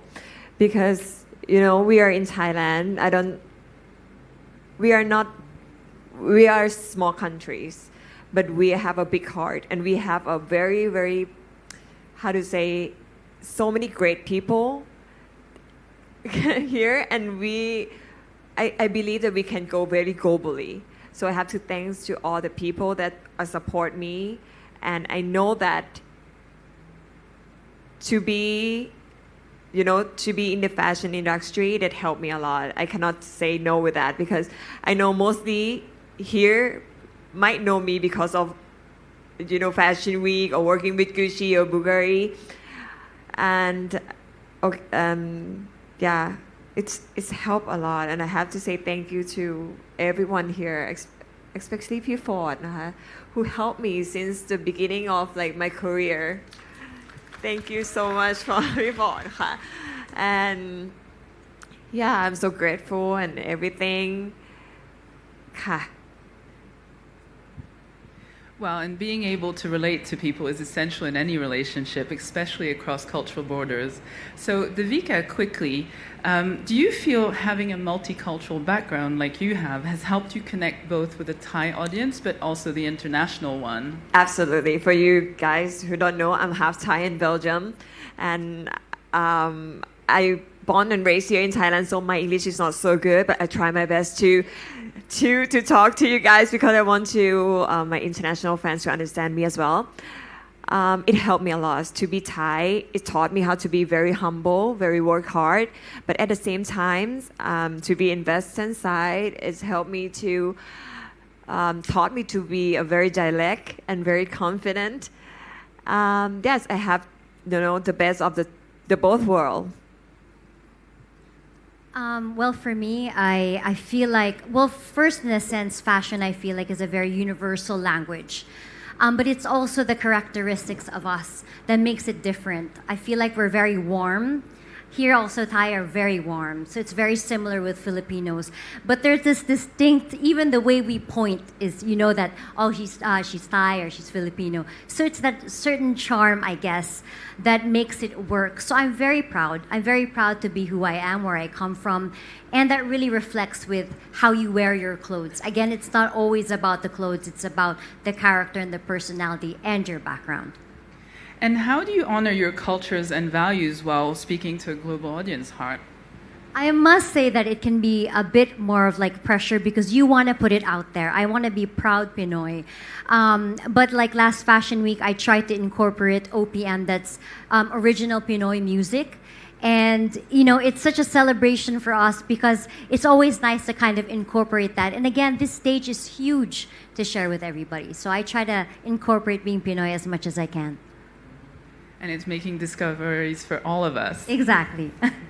And Apo, in a recent interview, you said that you can't live without acting. And passion is important in everything that we do. Can you tell us about your passion for acting and how it brought you to the level where you are today? สำหรับโปบอกว่าทุกคนถ้าเกิดว่ามี3สิ่งเนี้ยมันก็จะ drive ไปทำสิ่งต่างได้คือไม่ใช่แค่ acting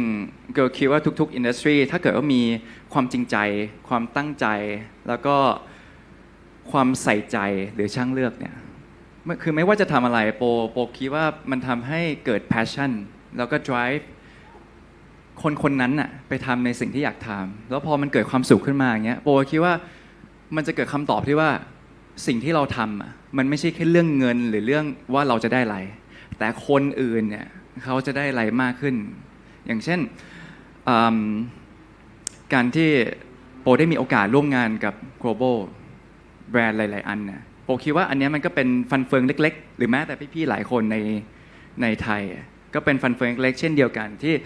เราอยากทำให้เศรษฐกิจไทยแฟชั่นไทยสังคมไทยหรือ culture ไทย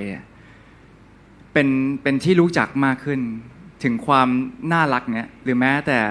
ลิซ่าเองก็ตามโปคิดว่าทุกคนมีแพชชั่นมาของตัวเองคือถ้าเป็นในพาร์ทของโปแน่นอนคือการแสดงเพราะอย่างวันนั้นโปกลับมาจากดีออที่ปารีสโปก็กลับมางานรับรางวัลที่เกี่ยวกับหนังเรื่องแมนสวมโปก็รู้สึกภูมิใจมากก็คิดว่าทั้งหมดเนี่ยมันบอกว่าเป็นคำตอบว่าคือ passion Well, I think we can give you a round of applause for your award. ขอบคุณครับ And as we know, the internet is a very cruel place very often and not supportive. How do you navigate negative feedback? I'm sure that as lovely as you all are, there are people who always have some kind of gripes and comments. So Hart, how do you... On the truth, I don't think you can ever get used to it. I've been working for 27 years. I started when I was 27. Just kidding. I'm already turning 40, but there's no way of getting used to it. But I feel like as time goes by, as you gain more wisdom, you kind of develop an immunity because it gets harder and harder until one day. At the end of the day, you say, I know my worth, I know who I am, I have my family, and truly that's all that matters. So sometimes it's a good day, sometimes it's not, but you know who you are and that will save you in the end. Devika, what is your strategy against negative feedback and negativity? Okay, first I have to say that everyone has the right to say their thought or their opinion, right? And sometimes it might be a very negative, but I took it as a lesson for myself. and I not get too caught up with those negative anymore. A bit, but not that much like when I was young. Yeah, we gain tough now, but either I don't like it anyways. But but when it happened, I took as a lessons to myself, and I know in my core I do a right thing, and we do a good thing for my community, and I have to thank to my support system as well, my friends and my family, who remind me every day that they love me and they kept me safe. So yeah, it doesn't hurt me that much anymore. That's a very good thing. And you, Apple, your support system, and how do you deal with negativity? เพราะว่ามันคือธรรมชาติอะมันคือธรรมชาติมันถ้าเราเข้าใจว่ามันมีดีมันมีไม่ดีมันมีคนรักมันมีคนไม่รักเราก็จะเข้าใจแล้วก็ปล่อยวางแล้วมันจะกลับมาถามกับตัวเองว่าแล้วเราล่ะเป็นใครเรากำลังทำอะไรอยู่รวมถึงกับโปโชคดีที่มีครอบครัวหรือคนรอบตัวที่เขารักโปมันเลยเหมือนทำการรีเฟกกันอยู่ตลอดว่าเราได้นึกถึงคนอื่นมากพอหรือยังเพราะถ้าเรานึกถึงคนอื่นมากพอแปลว่าโอเคเราจะไม่ได้ทำให้คนอื่นเดือดร้อนแล้วพอเรารู้ว่าเราไม่ได้ทำสิ่งนั้นก็ย้อนกลับไปที่ในข้อแรกว่าถ้าเราเข้าใจธรรมชาติเราก็จะแค่ let it go This is a teaser. You've been singing backstage. Are you starting a singing career? Might be, yeah. Well, and obviously you've had a wealth of propositions, so maybe not singing, but what makes you say yes to a project or to a brand when they ask you to be their friend or their ambassador? Devika. For me, I used to choose the role that I believe in.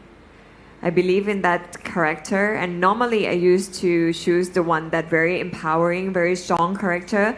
based on true story, even though in the past, present, or futures. And I used to choose the character that don't have voice anymore, and I will be the voice for that empowering persons, like Menak, One Tong, or right now it's gonna air soon is Mayua. It's based on true story as well, and yeah, most of all is what I believe in. The same with the brand, as Bulgari or Gucci. You were the first ever Thai ambassador for Gucci. Did you feel like you were breaking a boundary there? For me, yes, but I'm very happy that most of the Thai now are breaking that boundaries. Every brand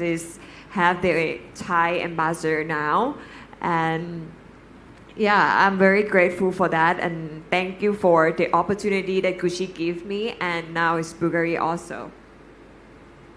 And Hart, this summer you announced that you were returning to the screen after a very long pause. So what made you decide to go back, and how did this new project come about? Sometimes you need a release. You know, it's the only time that you can not play yourself and be somebody else. And at times it's hard to just be yourself in this world. I mean, I try to fight for authenticity as much as I can, but I want to be somebody else for once. So yes, I will be doing another movie, and I'm very excited.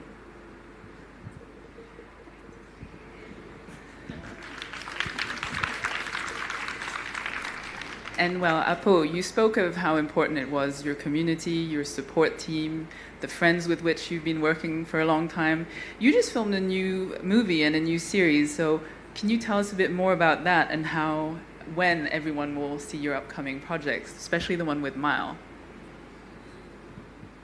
ก็จริงๆคือมีหลายโปรเจกต์ที่กำลังจะลอนช์นะครับอย่างที่กำลังจะออกมาเร็วๆนี้กลางปีหน้าเนี่ยกลางปี68เนี่ยมันก็คือในลุคที่โปรไว้หนวดก็เชื่อว่าคุณลิลลี่ก็เห็นเหมือนกันทุกคนก็ได้เห็นลุคนั้นนะครับก็อันนั้นคือโปรเจกต์หนึ่งที่โปรรู้สึกว่าโอเคมันเป็นโปรดักชันที่มันน่าสนใจมากแล้วก็เป็นหลากหลายตัวละครหรือแม้แต่เป็นบทที่มันน่าสนใจมากๆแล้วเชื่อว่าต่างชาติที่ได้เห็นเนี่ยเพราะว่าเขาจะออนแบบ global เขาก็จะรู้สึกว่าโอเคอันนี้คือผลงานของประเทศไทยนะและโอ้โหคนไทยเขามีมุมมองที่มันลุ่มลึกขนาดนี้เลยเหรออะไรอย่างนี้ครับแล้วรวมถึงในโปรเจกต์ต่างๆที่จะร่วมกับพี่มายอันนี้ก็คือโปรเจกต์เรื่องชายก็เป็นโปรเจกต์ที่มีโอกาสได้ร่วมกับ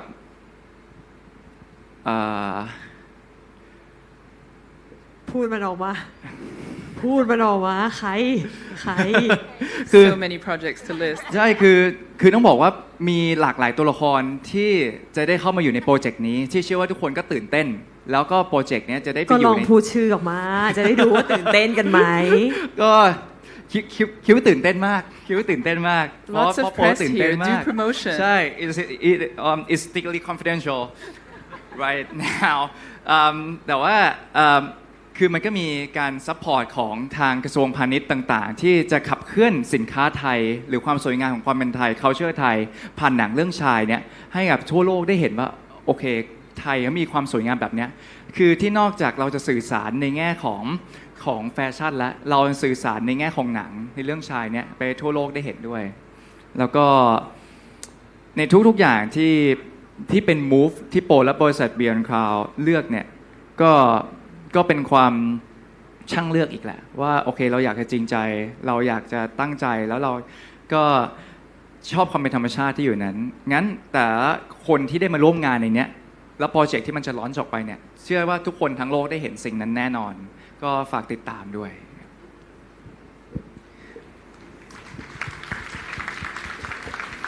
And with that many projects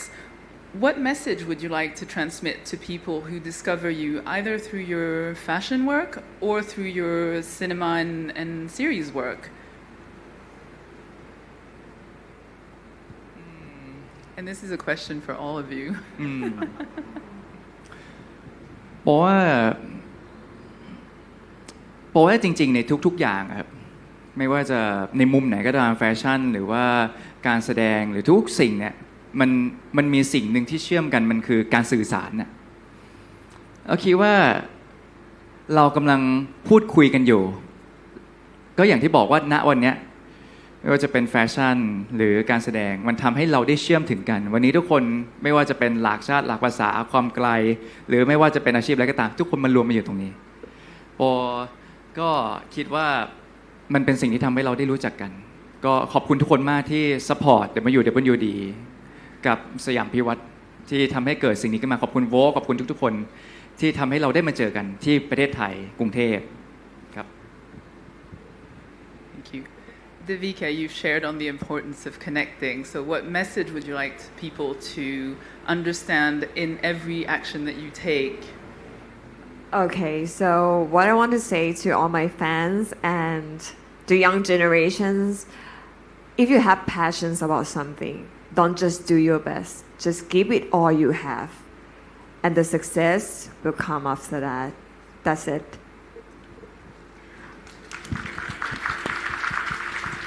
For me, I would say at the end of the day, perfection is not of this world. If you aim to be perfect, then you aim to fail. You have to be as true as possible because at the end of the day, the mask will always fall off. And if you know that you have a big heart, at the end of the day, kindness will always win, and you should be confident about who you are, the good and the not so good. We are all human at the end of the day.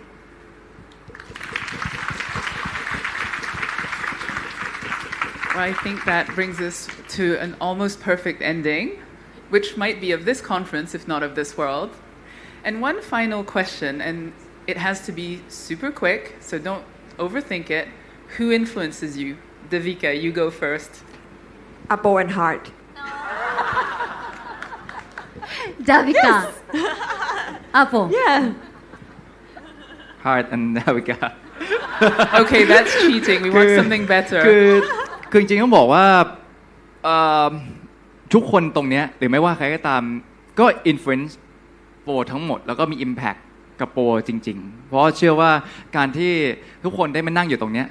ทุกคนมีความจริงใจความตั้งใจแล้วความเชื่อและความเป็นธรรมชาติที่อยู่ในตัวเองแล้วก็มารวมกันไม่ว่าจะทำงานอะไรจะชอบอะไรแต่ทุกคนได้มารวมกันเพราะว่า passion สิ่งนี้แหละเพราะว่าเมื่อเราได้เห็นคนที่ มีแพชชั่นน่ะมันทำให้เราอยากเดินต่อไปในทุกๆวันนะครับแล้วทุกครั้งที่มีโอกาสได้ร่วมงานหรือแม้แต่การที่เจอคุณลิลลี่ในทุกๆครั้งที่ไปทำงานที่ต่างประเทศเนี้ยก็รู้สึกว่าเจ๋งเพราะทุกคนตรงนั้นคือแววตาเขาแบบมีแพชชั่นเหลือเกินมันทำให้เราโอเคเรายังมีคุณค่าในชีวิตที่เราได้ส่งต่อสิ่งนี้ไปให้กับหลายๆคนที่เขากำลังเติบโตหรือแม้กระทั่งแบบคนที่รักโปหรือคนที่ซัพพอร์ตโปครอบครัวโปทุกคนก็ขอบคุณจริงๆขอบคุณลิลลี่ขอบคุณทุกคนที่ส่งผ่านสิ่งนี้มาถึงโปด้วยเช่นกันขอบคุณครับ Thank you and for you Heart I'll let Madame Davika be last. For me, life, because I feel like life is ever changing and I shall adjust accordingly because that's how your character is built. You know, you adjust, you accept and adjust and believe that it's going to be beautiful. So that's how I think, I believe, yeah. And I think that's the perfect thought to take away from today. So thank you all three. It's been a pleasure. And thank you everyone for listening to us. Thank you very much. What an amazing session. It was so much fun getting to listen to all the inspiration. So thank you once again, Kun Hart, Kun Mai, Kun Apo, and Kun Lily. Another big round of applause, please.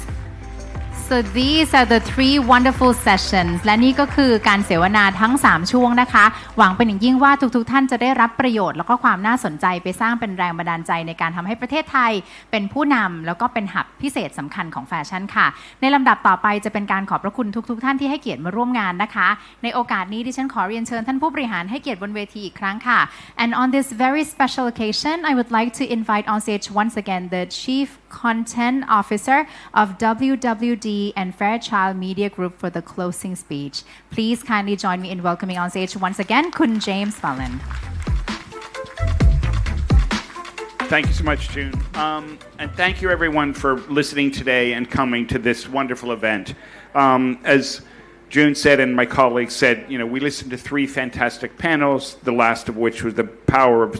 of Southeast Asian influence, preceded by adapting to the new luxury landscape and building a luxury brand for the global consumer. I think there were several themes that came through today. Of course, the importance of heritage, the importance of craftsmanship, the importance of building a clear foundation, the multi-level nature of the new luxury consumer, and also, if anything proved today, it is the growing soft power of Thailand. And one of the panelists I had the privilege of listening today, Lee Sang-dong, mentioned the idea of building trust with your partners. And clearly that is what SIAM PIWAT and Charatip Jutaku is doing with SIAM PIWAT and the people she's bringing here. It has been an immense honor for WWD to be involved in this today, and I can't tell you how much my colleagues and I are privileged to be here, and we appreciate all of you and all the work that SIAM PIWAT does. It is truly bringing the best of Thailand and the best of the world to Thailand, and we look forward to being back here again. Thank you so much. Thank you very much. I would like to invite you to please remain on stage, please, sir. I would like to invite you to please kindly remain on stage. Thank you very much. And now I would like to have the honor of all the speakers on stage. I would like to invite Okto Shun Yan Yu, Kun Wannasiri Kongman Ka, Emmanuel Kuaku, Roberta Pelagi, Lee Sangbong, Heart Evangelista, Kun Mai Davika, Kun Apo Nathawin, Kun Oran Pui Pantawong, Kun Suwadi Phung Bun Phra.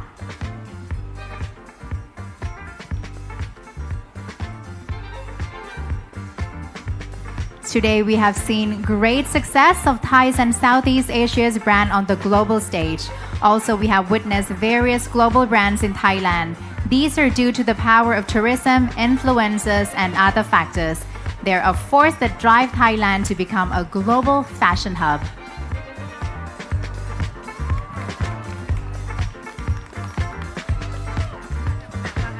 ในโอกาสนี้ดิฉันขอเรียนเชิญคุณชฎาทิพย์จูตระกูลให้เกียรติขึ้นบนเวทีเพื่อมอบช่อดอกไม้ค่ะ And now I would like to invite คุณชฎาทิพย์จูตระกูล the Chief Executive Officer SIAM PIWAT Group to please kindly join us on stage to present the bouquet as the token of appreciation. And I would also like to invite Kun Amanda Smith, the Chief Executive Officer of Fairchild Media Group, to also present the bouquet of flower as a token of appreciation to our guest speaker joining the sessions today.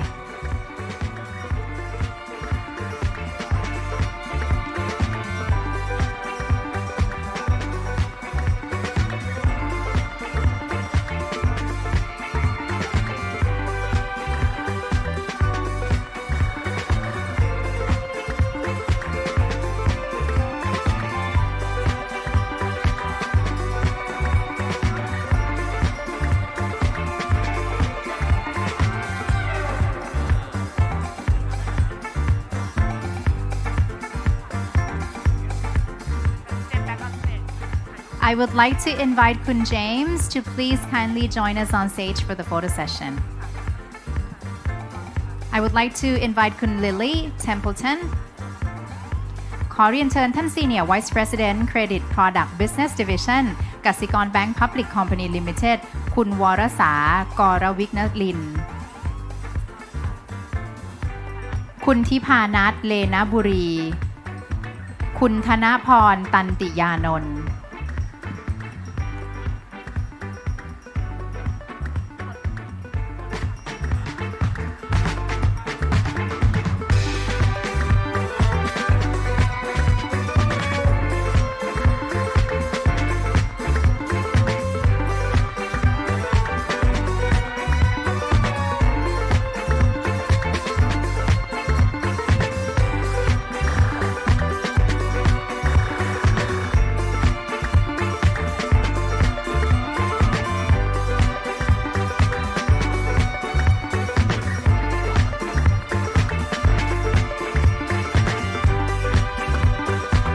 รบกวนมองกล้องตรงกลางนะคะ The camera in the middle please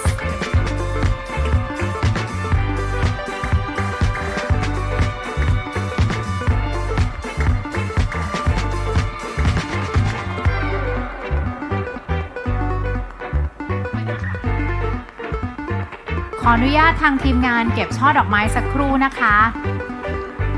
รบกวนทุกท่านยังคงยืนอยู่บนเวทีก่อนนะคะ I would like to invite all of you to please kindly remain on stage for the second photo session without the flowers.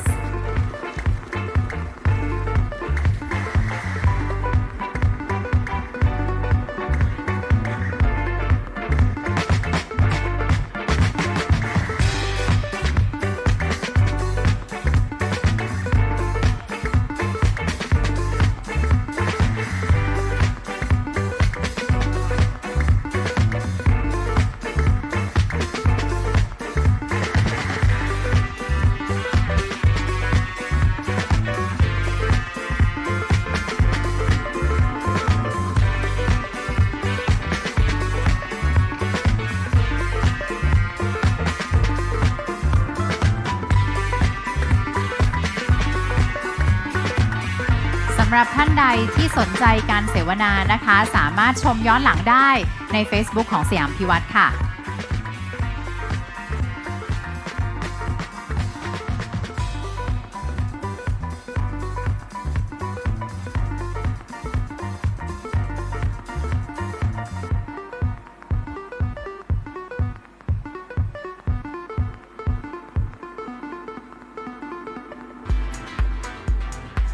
รบกวนมองกล้องตรงกลางนะคะ The camera in the middle please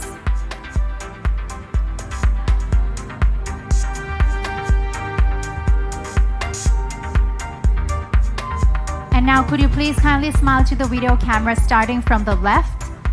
เดี๋ยวเราจะเริ่มจากทางซ้ายนะคะขอความกรุณายิ้มให้กล้องวิดีโอนะคะ starting from the left going to the middle and now on your right one more time and now starting from the right going through the middle and now on the left.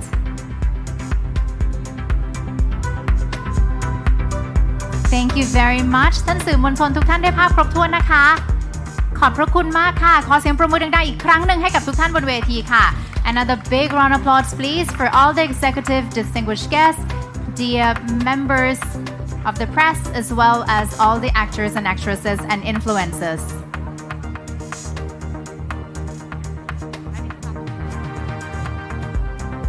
On behalf of SIAM PIWAT and WWD, I would like to thank you once again for attending the seminar today. We hope that this event will enhance Thai fashion industry as a global fashion hub. Thank you very much once again. ในโอกาสนี้ขอขอบพระคุณท่านแขกผู้มีเกียรติและสื่อมวลชนทุกท่านเป็นอย่างสูงนะคะที่กรุณาสละเวลาให้เกียรติมาร่วมการเสวนาในครั้งนี้หวังเป็นอย่างยิ่งว่าการเสวนาในครั้งนี้จะสามารถสร้างประโยชน์และแรงบันดาลใจในการนำประเทศไทยไปสู่หมุดหมายระดับโลกขอบพระคุณค่ะสวัสดีค่ะ